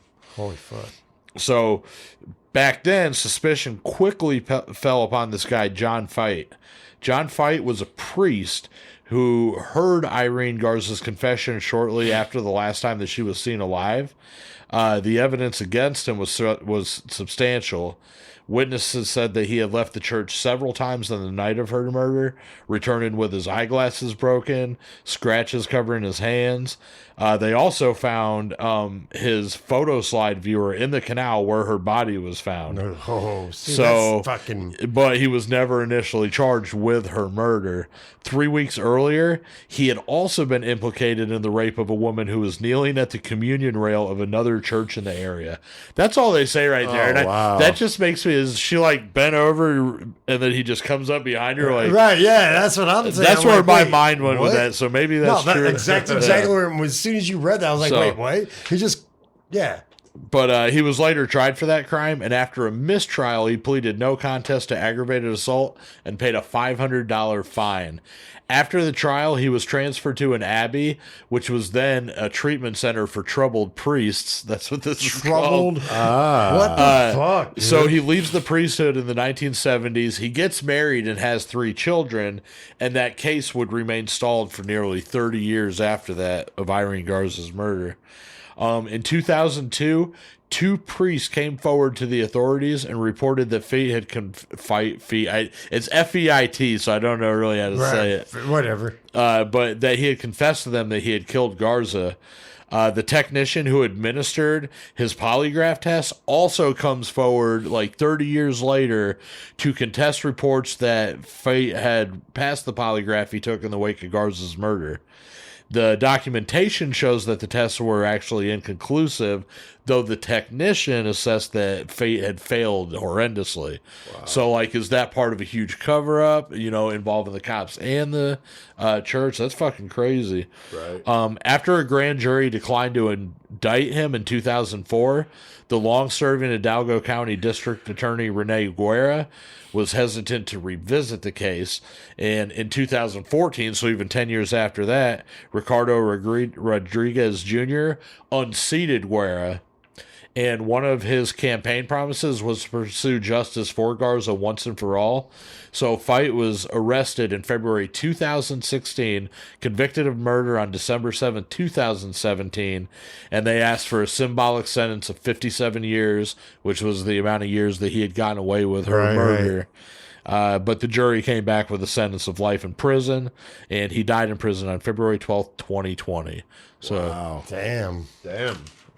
So that was Page a Day. Page a Day, Back man. in the studio. Fuck yeah. What was the man. name of that fucking school for priests? I don't know. They just said that they sent him away to an abbey that was just like To rehabilitate priests. yeah, that's some fucked Troubled up shit. priest. Yeah, yeah. that's fucking crazy. That is fucked up. All right. Well, very good. I think we've done our fair share of murdering tonight. So I think it's time Fucking A. to crank up some metal. So, And try Joey, some strawberry banana Pop-Tart bites. Fuck yeah.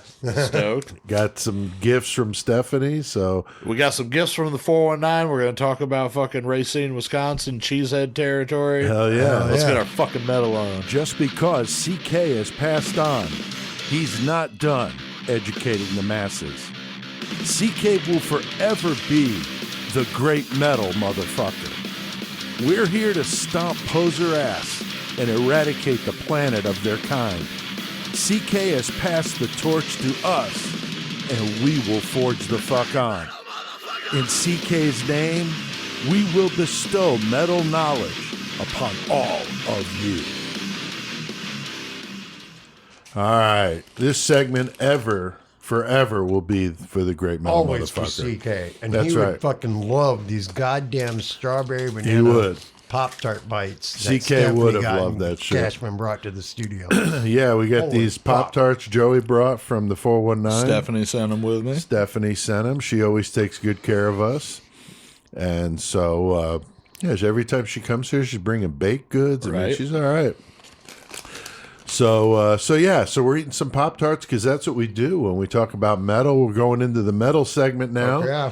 And Joey, I'm going to pass you the horns here. Oh, no. Gotta agree. There you go. I can actually physically grab the horns again. Nice. Fucking A, dude. Nice. Even though you got some bitchin' fucking horns Yeah, over you got there. some pretty fire I ass did. I ones. was Those are pretty jealous. badass. I was like, when I seen them, I was like, man, I should have got them in the first place.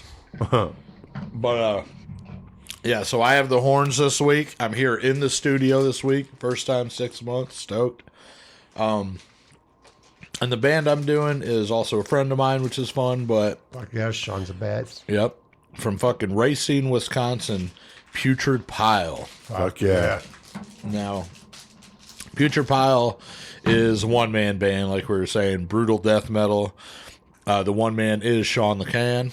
The motherfucker is musically just awesome as fuck. He was in, Plays his instruments. yep, he was in Numbskull before doing Putrid Pile, and then ended up doing the Putrid Pile band. Probably because, like me, it's hard to fucking find enough people to be in a full band with you that actually want to That do want what to you do what want you're to do. doing. Yeah. Yep. But I saw somewhere where it said Sean saw Insidious Discrepancy, which is one man from Texas, Sean Whitaker.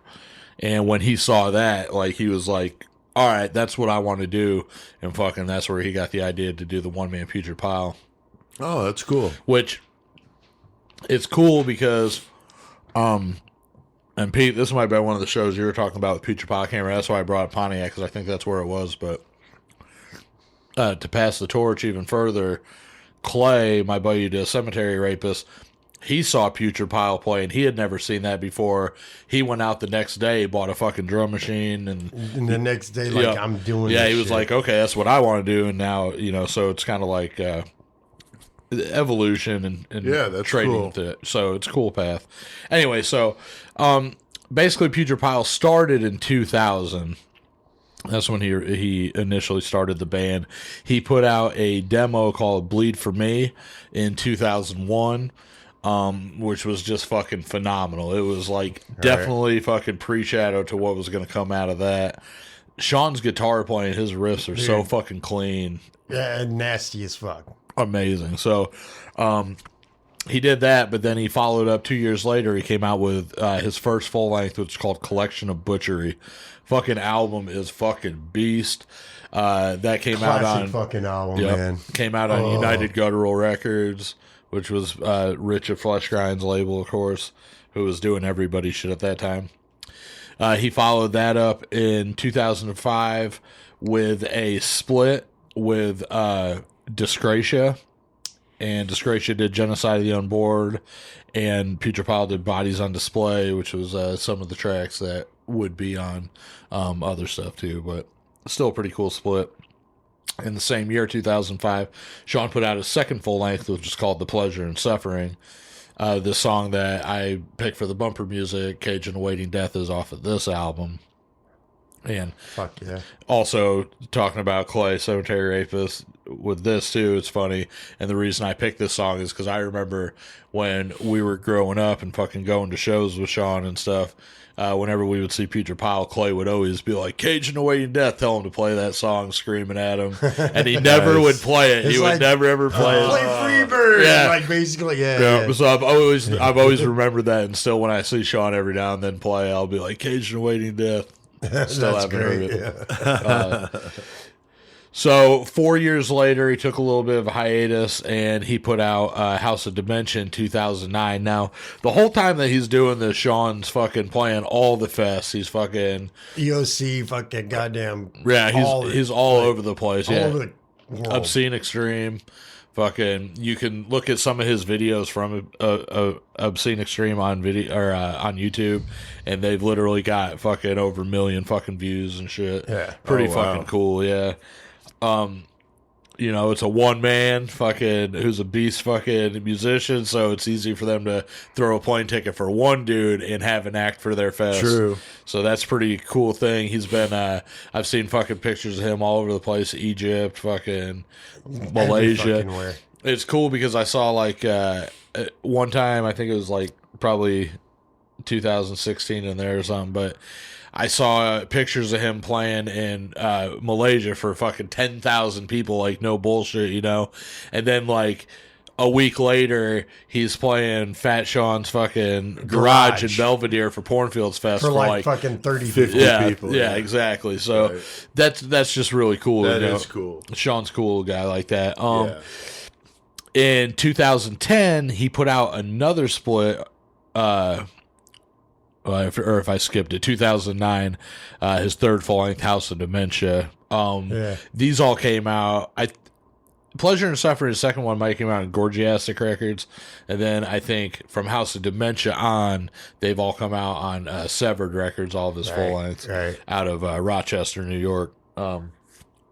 But in 2010, he did do a split with Putrid Pile with Viral Load, which Viral Load is also a project of Sean, who did Insidious Decrepancy from Texas. So the band that got him into it, the two Seans were able to put out a split together, which was actually put out on Relapse Records. Nice. So that was pretty cool that he got to break into that. Yeah. I've talked to Sean, and like I said, this is pretty cool because I have insight because I actually know the guy.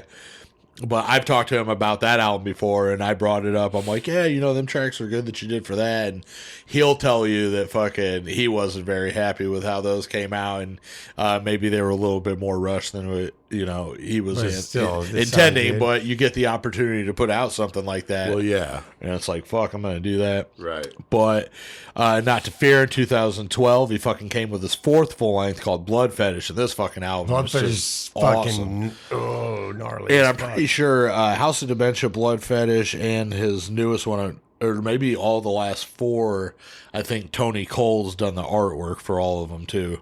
He's an awesome artist from West Coast, California. I know I know the last couple for sure was. Yeah. I'm pretty sure the last four were all his. In 2012, along with the Blood Fetish full length, also came out an awesome DVD, which is Putrid Pile Live at Obscene Extreme 2011. You can still find that DVD. It's available. It's fucking really, really good fucking underground piece of fucking footage. 2016 rolled around, and he put out probably one of my favorite albums of his is Paraphiliac Perversions. That was his fifth full length, and then 4 years after that, 2020 was his last full length, which was Revel in Lunacy. That's a killer fucking album. I saw that recently he was talking about, he was working on the next Putrid Pile album. I saw that shit too. Which will be his the seventh one, his seventh full length. So that'll be cool to fucking hear that. Yeah. Sean's the kind of guy, like, I've been fucking seen the dude in Vegas, down in Texas, Full Terrace, all over the fucking place, party with the guy. Such a fucking nice dude. When we all went up and went to Shakers for Murder Metal Mayhem, me, Chris, and Michael also took the opportunity to hang out in Milwaukee after that, and then Racine the day after. Yeah, the day after. Yeah. And Sean was awesome, man. He came out and fucking hung out with us, fucking had dinner with us, ate some pizza at our buddy's fucking place. Got to hang out with Fuke and Huey and them for fucking goddamn sexual atrocities as well. Yep. So, Putrid Pile from fucking Racine, Wisconsin. Out, dude. If you don't fucking know about him, fucking definitely check his music. Kills some shit. Super fucking good. Fuck yeah, man. That's awesome. Very cool. All right. Well, Chris, what do you got for a lost classic? I got a lost classic that I was listening to the other day. I was like, this is an album by a band everybody knows that nobody talks about, but it's really good. And I hadn't listened to it myself in a while, but fucking goddamn Slayer's Diabolus and Musica, dude. Oh, yeah. I like that I love album. that fucking I didn't think album. it was bad. And there was some people like... And that's just an album nobody fucking seems to mention when they talk about Slayer. You're right. Yeah, a lot of no, that people fucking album's say good shit as about shit, it. I man. thought it was badass. So yeah, that's my lost classic right there. Slayer, Diabolos and Musica. Fuck yeah, man. That's cool. All right, Joey, what have you been listening to lately? Fuck, I was listening to fucking Devourment Butcher of the Week.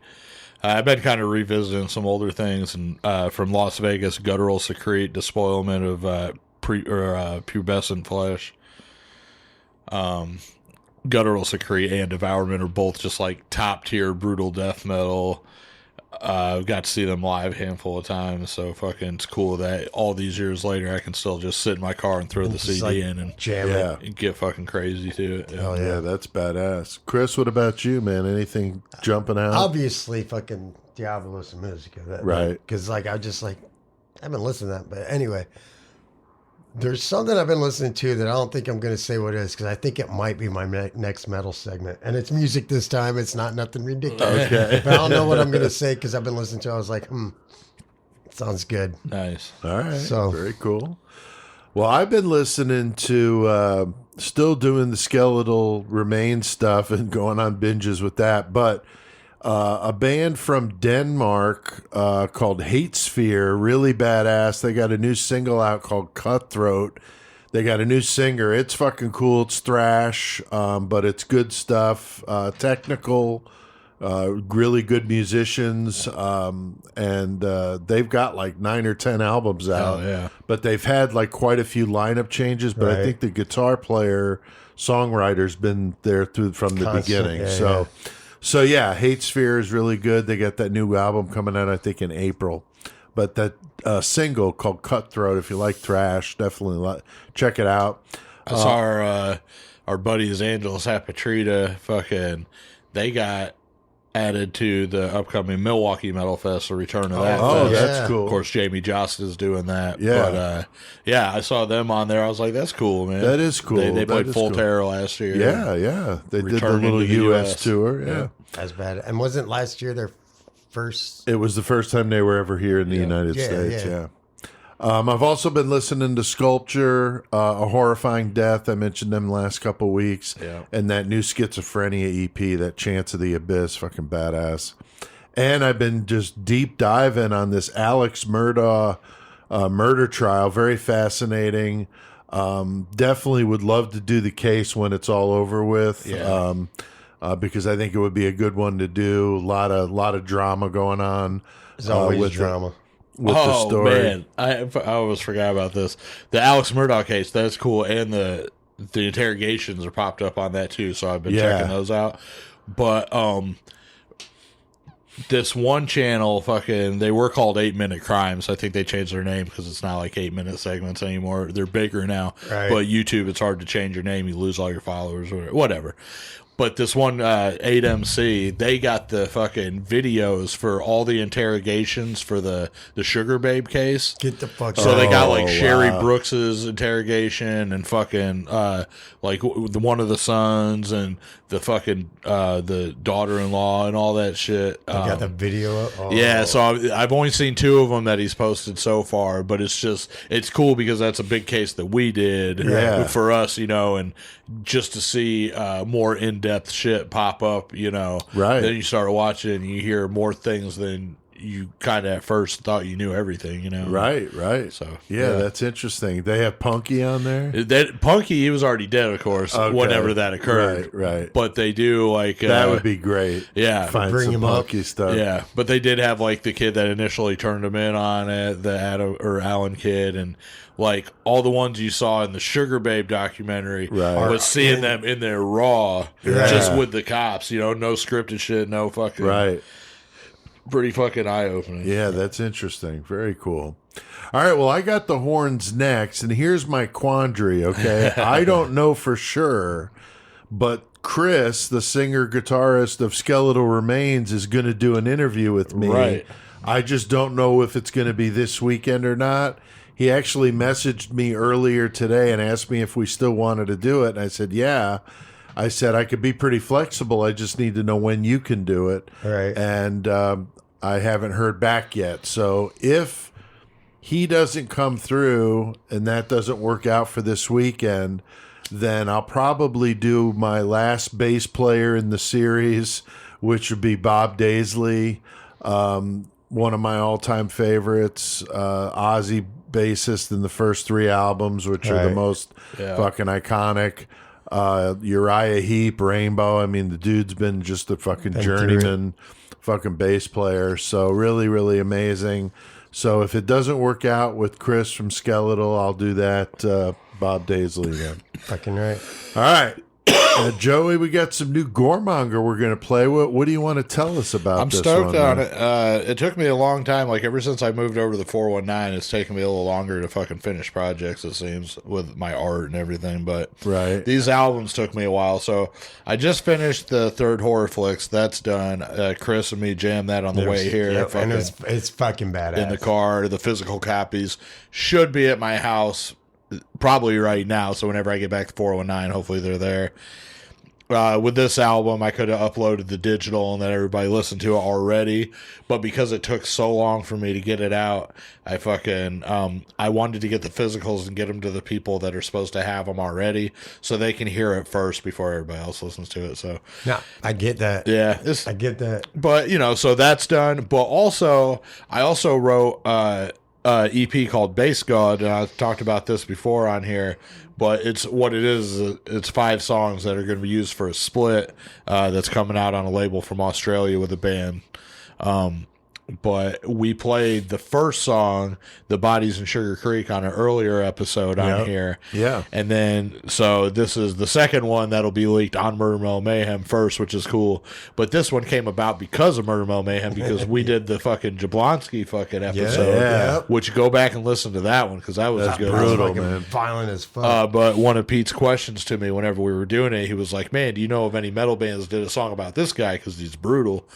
And I was like, man, I couldn't find nothing about it, not even Macabre, you know? So I was like, man, I'm going to fucking do a song, because I was writing the album anyway. And so I wrote this song. It's not very long, but we're going to fucking let y'all hear it here on Murder Mill Mayhem. Very cool. And what's the name of it, Joey? Jablonski Death Belt. Fuck yeah.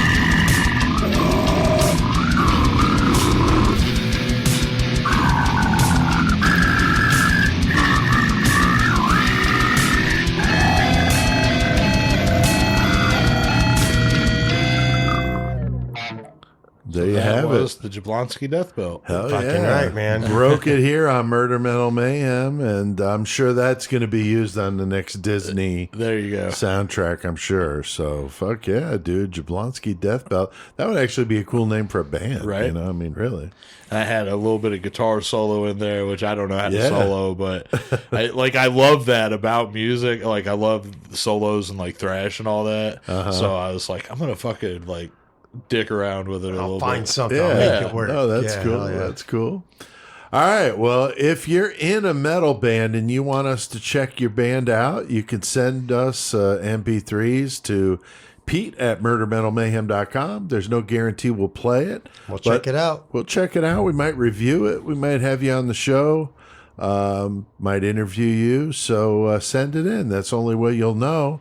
And we will say we like extreme metal. So if it's like death, grind, thrash, anything like that, you're pretty comfortable sending that in.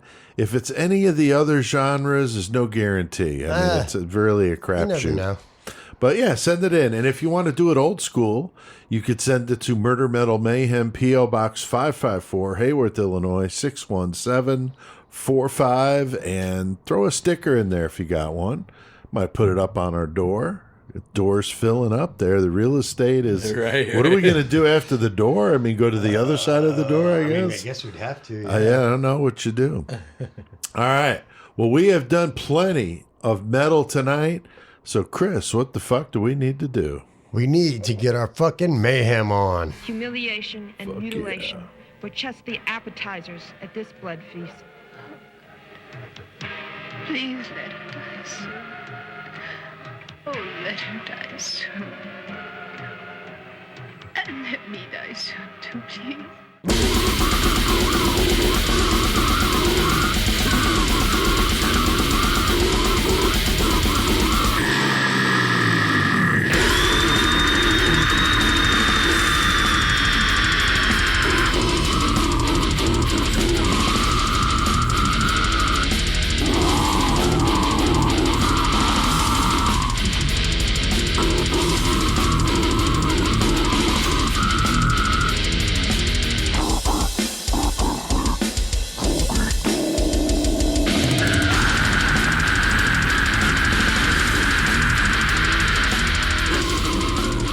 Hey, honey.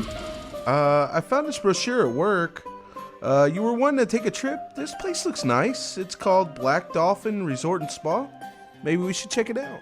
Oh, this place looks really nice. Where is it? Looks kind of desolate. I'm not sure. It says Siberia, but that can't be. I'm thinking maybe Siberia, Illinois.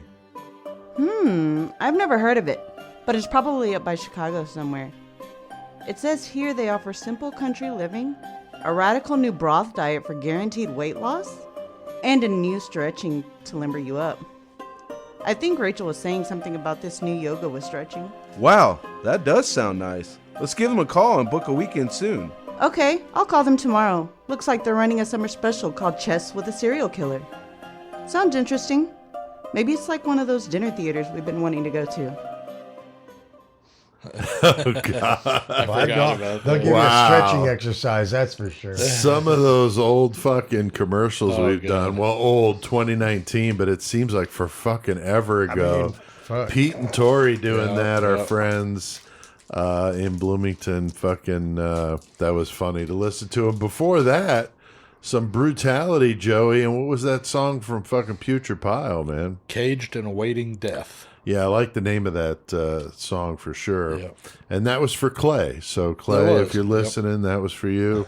And definitely a love song, I'm sure. Oh, yeah. All right. Well, very good. Well, I think all three of us, I know I have a very short Mayhem story. I was You got joking with you. just tell it again because it's good. All right. This is an impromptu mayhem. This is. Pete was just telling us this on the It's Yeah. like, no, you got told this. Yeah. This is Yeah. fucking great. So anyway, my day job involves working with environmental stuff, like asbestos, lead, mold, stuff like that. Okay, all the things people want to come in exactly. contact with. I don't do it. I'm the one that does the training classes that teaches people to do it. So you're get one of licensed those guys. and stuff. I see. Well, I used to do it. I know you used to do it. I'm used fucking to with do you. it. Yeah. You've actually been in the field doing it. Yeah. So when I first started at the company, which was 30 years ago, okay, I've been there 30 years. When I first started, there was this older guy that worked there. And I'm just going to go, what we called him was Big Jim. And Big Jim was just this fucking mountain of a man, like 6'3", 6'4", huge fucking might have told a hands. story about him before. He's the one that got drafted by the Steelers and wound up staying in school. Yeah. So anyway, Big Jim was just a character, and he had these business cards, and I thought he was pulling my leg because he used to do this in training classes all the time. He would always fucking tell this joke, and the punchline is, "So what do you like bestest?" And the guy's like, "I like asbestos." So Big Jim had these special business cards made because the office manager was not ordering those cards for him. Right, he had a personal. So he had his own made of a normal business card, but at the bottom it said, "What do you like bestest?" And then on the other side of the card it said, "I like asbestos." And I must have answered the phone at least half a dozen times with a superintendent of schools laughing his ass off, saying, "I just got this card on my desk and from I Big love Jim, it, and it's great. Tell him, I love the card," or something like that. And we used to just die laughing. I'm so pissed I never got That would one. be so good. I yeah. know, because they're out there, but I've looked. And I never find them when I go out. When I used to go out and do the school inspections. Right, but yeah, no, that's fucking great. So yeah, classic. So that's my quick Mayhem story. So mine's really, really short. It's just really weird. Something that just happened the other day. It freaked me out, and I'm gonna let the world know what happened to me that freaked me out. Okay. So I don't remember what day it was. It was Monday. Fucking had some shit. Fucking needed to return to Kohl's, right? So me and Courtney we go to Kohl's. Fucking. She's returning the shit. I'm like, I gotta piss. So I go to the fucking bathroom. I'm fucking taking my piss. I get done taking my piss.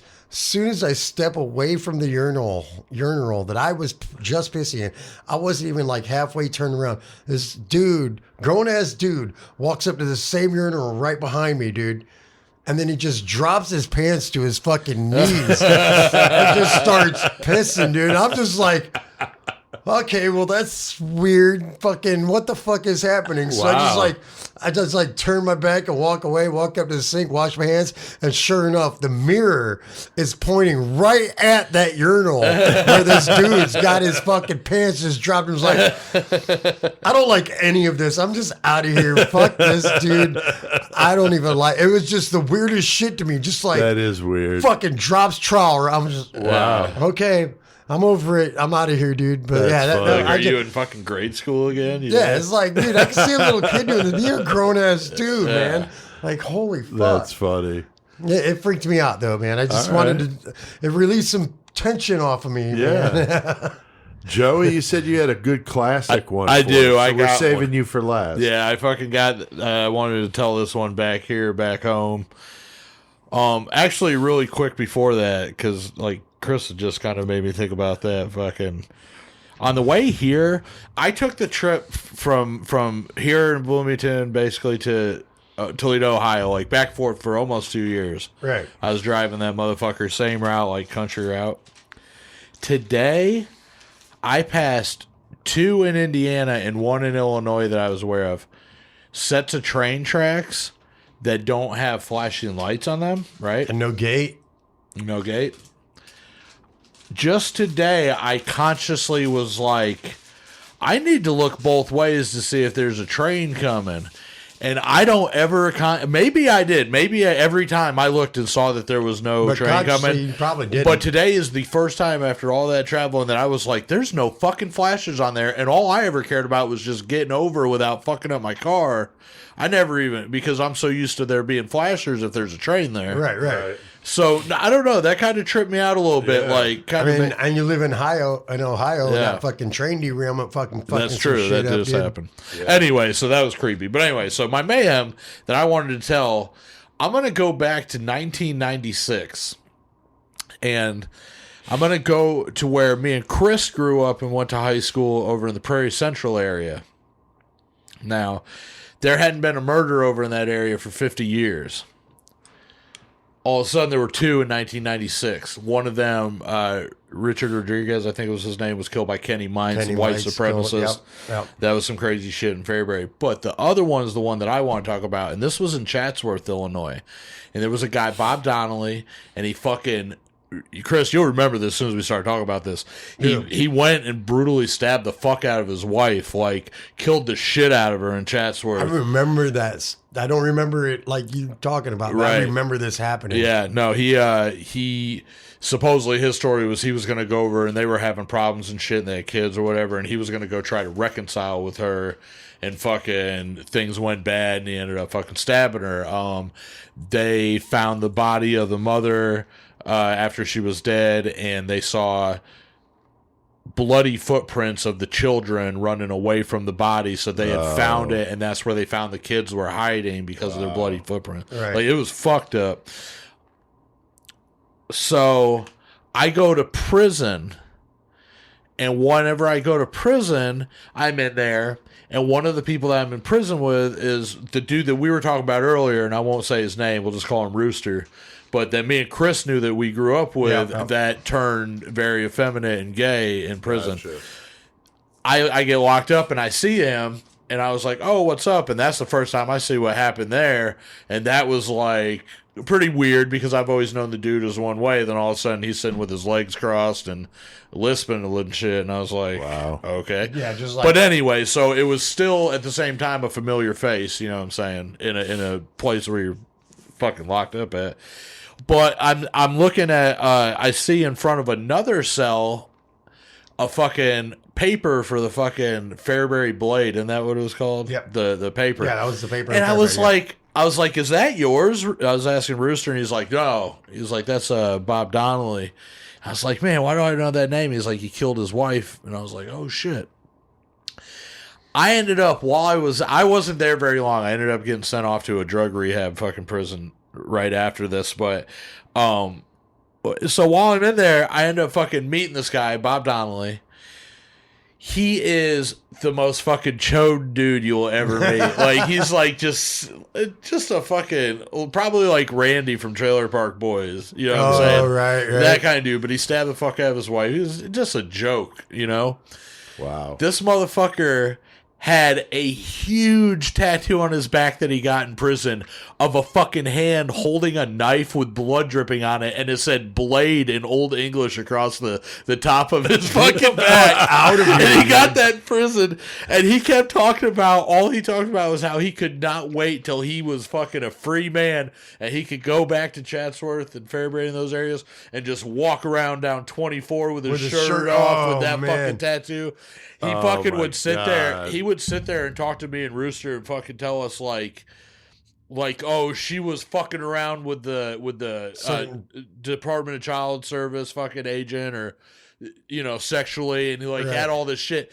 And this dude would talk to us and fucking try to get us in on a plot to fucking burn her house down. Jesus Christ. Or not, I don't know, her, the family, like her you know, just all this crazy shit. Like, he was trying to recruit us, like, yeah, when we get out, we'll do this, and fucking that shit was just, you ain't getting out. That shit was just blowing my mind back then. And fucking now, like, the older me that knows more about like the shit that goes down, I was like, man, I should have fucking told the cops I wear a wire and fucking, hey, let me out of prison for this petty shit. Yeah. This dude's wanting me to fucking conspire to go fucking do a hit, you know? Right. And he's trying to fucking kill somebody. But yeah, he had that fucking tattoo of the blade. He fucking was talking to me and Rooster about being hitmen to fucking get vengeance. Like, it was the most nonsense shit of all time. But I had to bring that up because I started thinking about that and the whole tie with it too. I was yeah, that's fucking nuts, dude. Yeah. That's anyway, awesome. Bob Donnelly, I don't know when that dude gets out, but this is, like I said, 2007 probably when he was sentenced or something like that, or I'm sorry, 97. Yeah, I was gonna say no, it's longer than that. So the possibility he might be a free man and out walking around with that tattoo. Oh man, That's hilarious. All right, well, talking about what's hilarious, how about some killer cage match? That's always a good time. And we got some listeners on our Facebook page that help us because we have a list of 75 killers, 75 objects for them to fight with, variable to go in the cage with them, and they're going to fight to the death in a steel cage. Chris, who do we want to say thank you to tonight? Again? Once again, we have Wesley Hudo, we have Juan Molina, and Ray McDaddy McFall. Hell yeah. And we got a good one tonight in the cage, Joey. What's the matchup tonight?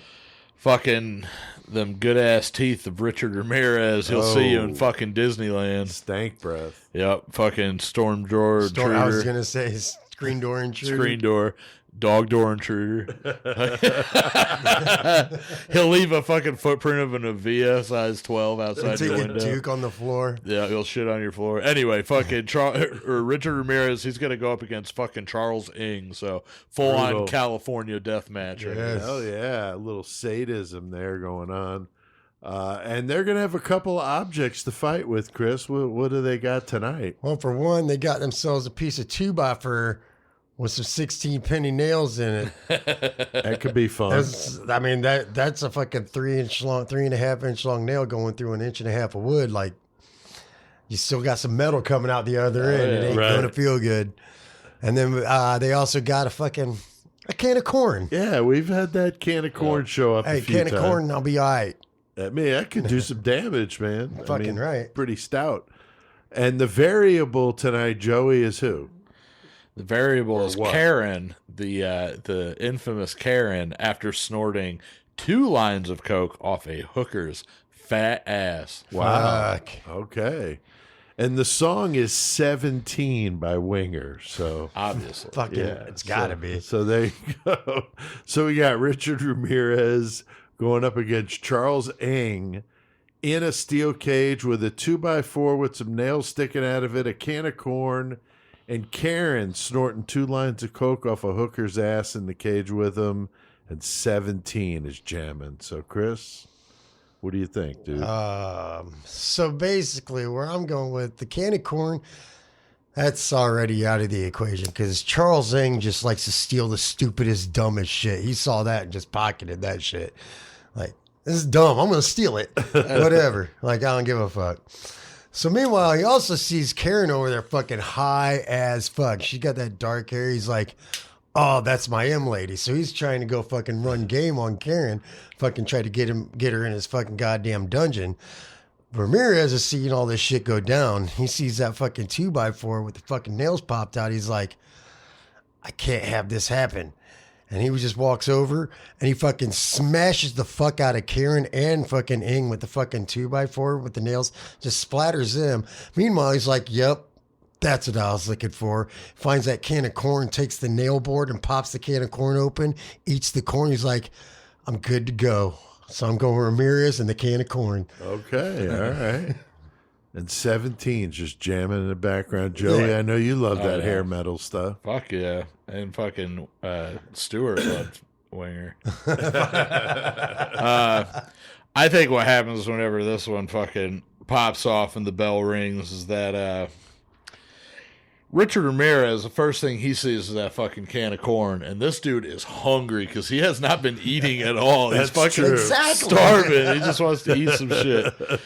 Charles Ng, he fucking sees that goddamn bat with the fucking, or the 2x4 with the penny nails sticking out of it, and he was like, man, I can get some money for those fucking penny nails in that bat. I just got to get it, and I got to get them out. So he starts backflipping over to the fucking bat, and he grabs that. Backflipping. Karen, she's over there, and she just fucking snorted that fucking second line off that hooker's ass, so you don't even know what's about to go down over there. We go back over to Richard Ramirez, and he's fucking taking his teeth, and they're fucking all fucked up, and he uses them for all kinds of things. Right now, he's going to use them to try to open that can of corn, because this is 1983, and there's no fucking pull tab on the this corn, and Richard Ramirez is getting a little pissed off. He's starting to worship Satan to fucking get this goddamn can of corn open, and fucking Charles Zing, he's over there, and he's got this fucking 2x4, and he cannot for the life of him pull these goddamn nails out of this fucking 2x4, and he's like, how am I going to sell them to the pawn shop if I can't get the nails out of this fucking 2x4, and what the fuck is going on? And Karen's over there, and Karen's like, what the fuck, I just started the second line of coke off a fucking hooker's ass.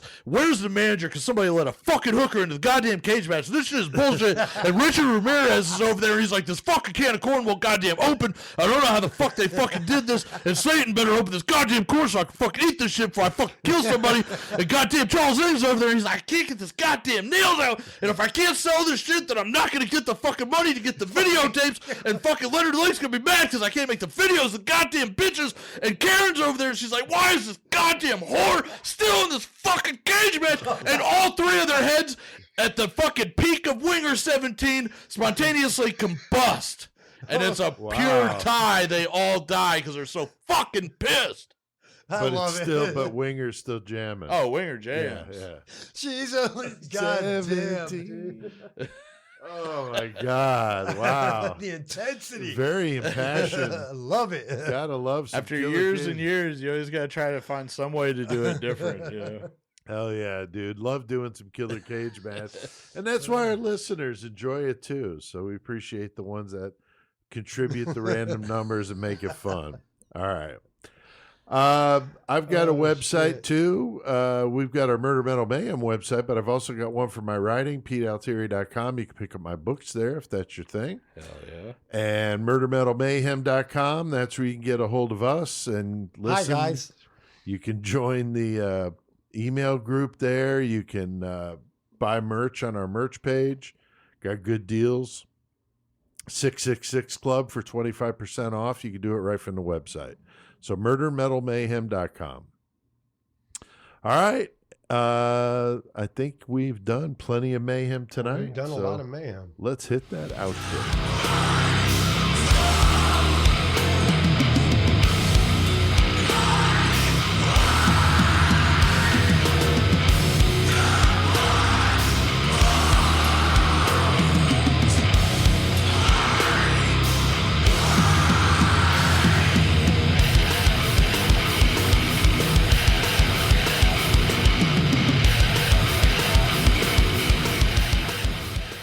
All right, some brutality. Joey, you picked that track. The song's Unadulterated Perversity. That's by the band Abraded, coming from Ohio.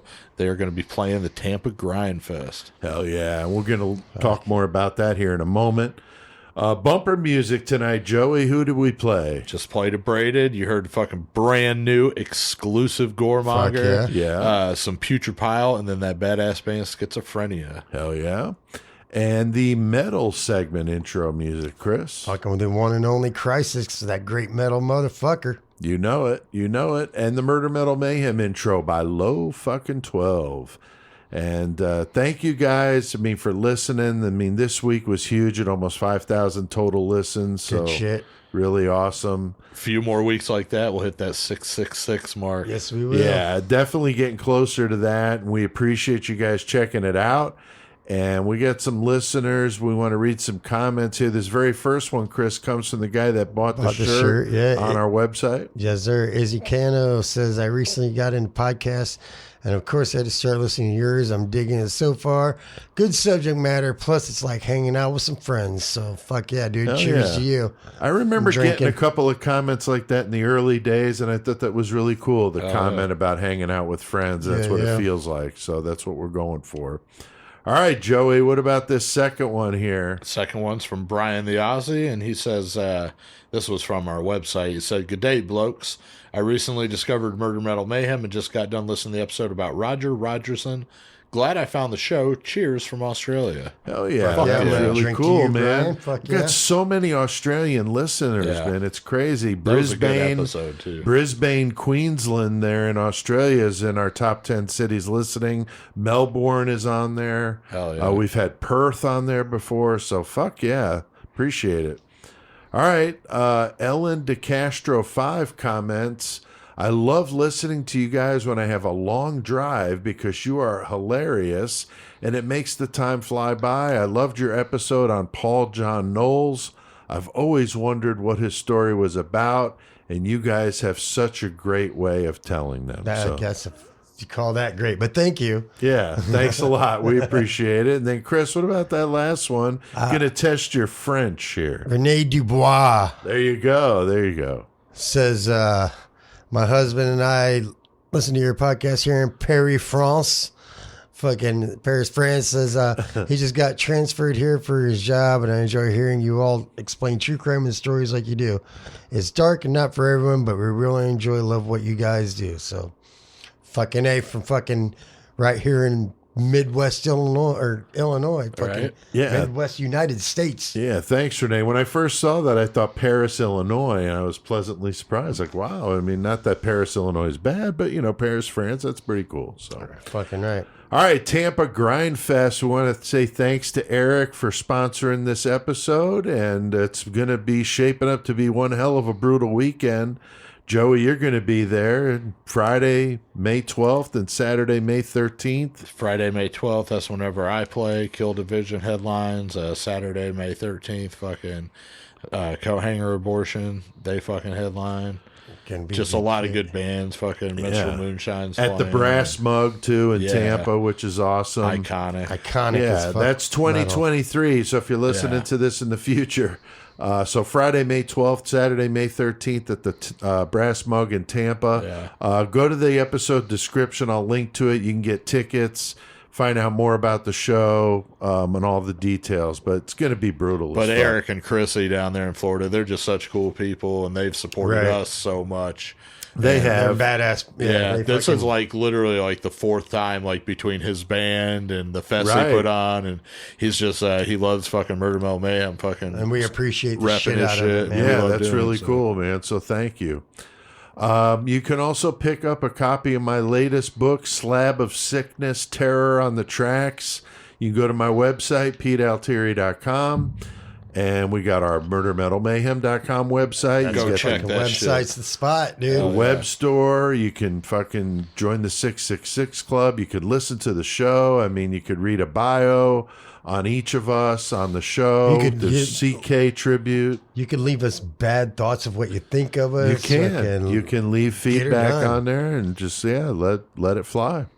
All right, Joey, what about your distro? You got some good stuff, I'm sure. Yeah, hit me up. Fucking, I've been slacking. I need to make a new fucking distro list and get that posted online for people to check out. But I got fucking the Machete Dildo, fucking For Perverts Only album dropped. That was from Southern California. I put that out. I also put out Holy Cost and Blondie Fester split, which that's doing really well. All the bands have those now, so Australia, Canada, US, They're releasing it anywhere you can everywhere, get yeah. that shit.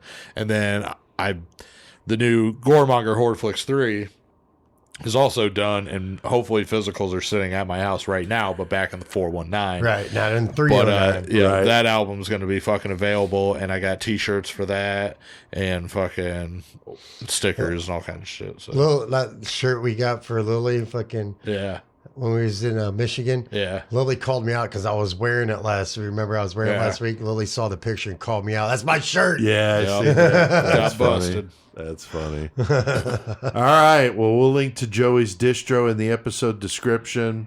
Also, we got our Facebook group. We got a Twitter, YouTube channel, and all that. You could support the show by joining our 666 Club. That's our Go get it. Patreon. Help us out, Patreon.com/Murder man. Mayhem. You guys pay us, you get more content. Yeah, it's $3 a month. I mean, it's nothing, and you can do it on the website and even save more. So we appreciate those of you But that I get do it. I'm that. poor too. And you can go to murdermetalmayhem.com and do that if you like. All right, well, we can't let them go without hearing a karaoke song, a little blast from the past. So crank this one up, and until next time, keep one foot in the gutter. And keep your fist gripping the wheel of that 1930s V8 Ford.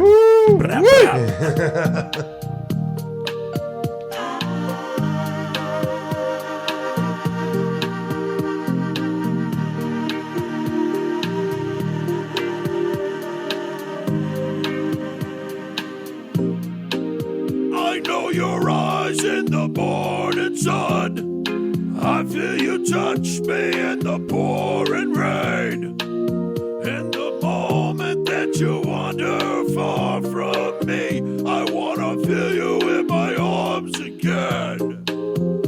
you come to me on a summer breeze. Keep me warm in your love, then you softly leave. And it's me you need to show. How deep is your love? Your love, how deep is your love? I really mean to learn. 'Cause we're living in a world of fools, breaking us down when they all should let us be. We belong to you and me. I believe in you. You know the door to my very soul. You're the light in my deepest, darkest hour. You're my savior when I fall. And you may not think I care for you, when you know down inside that I really fucking do. And it's me you need to show. How deep is your love? Deep is your love? How deep is your love? I really mean to learn. 'Cause we're living in a world of fools, breaking us down when they all should let us be. We belong to you and me. Da da da da da da.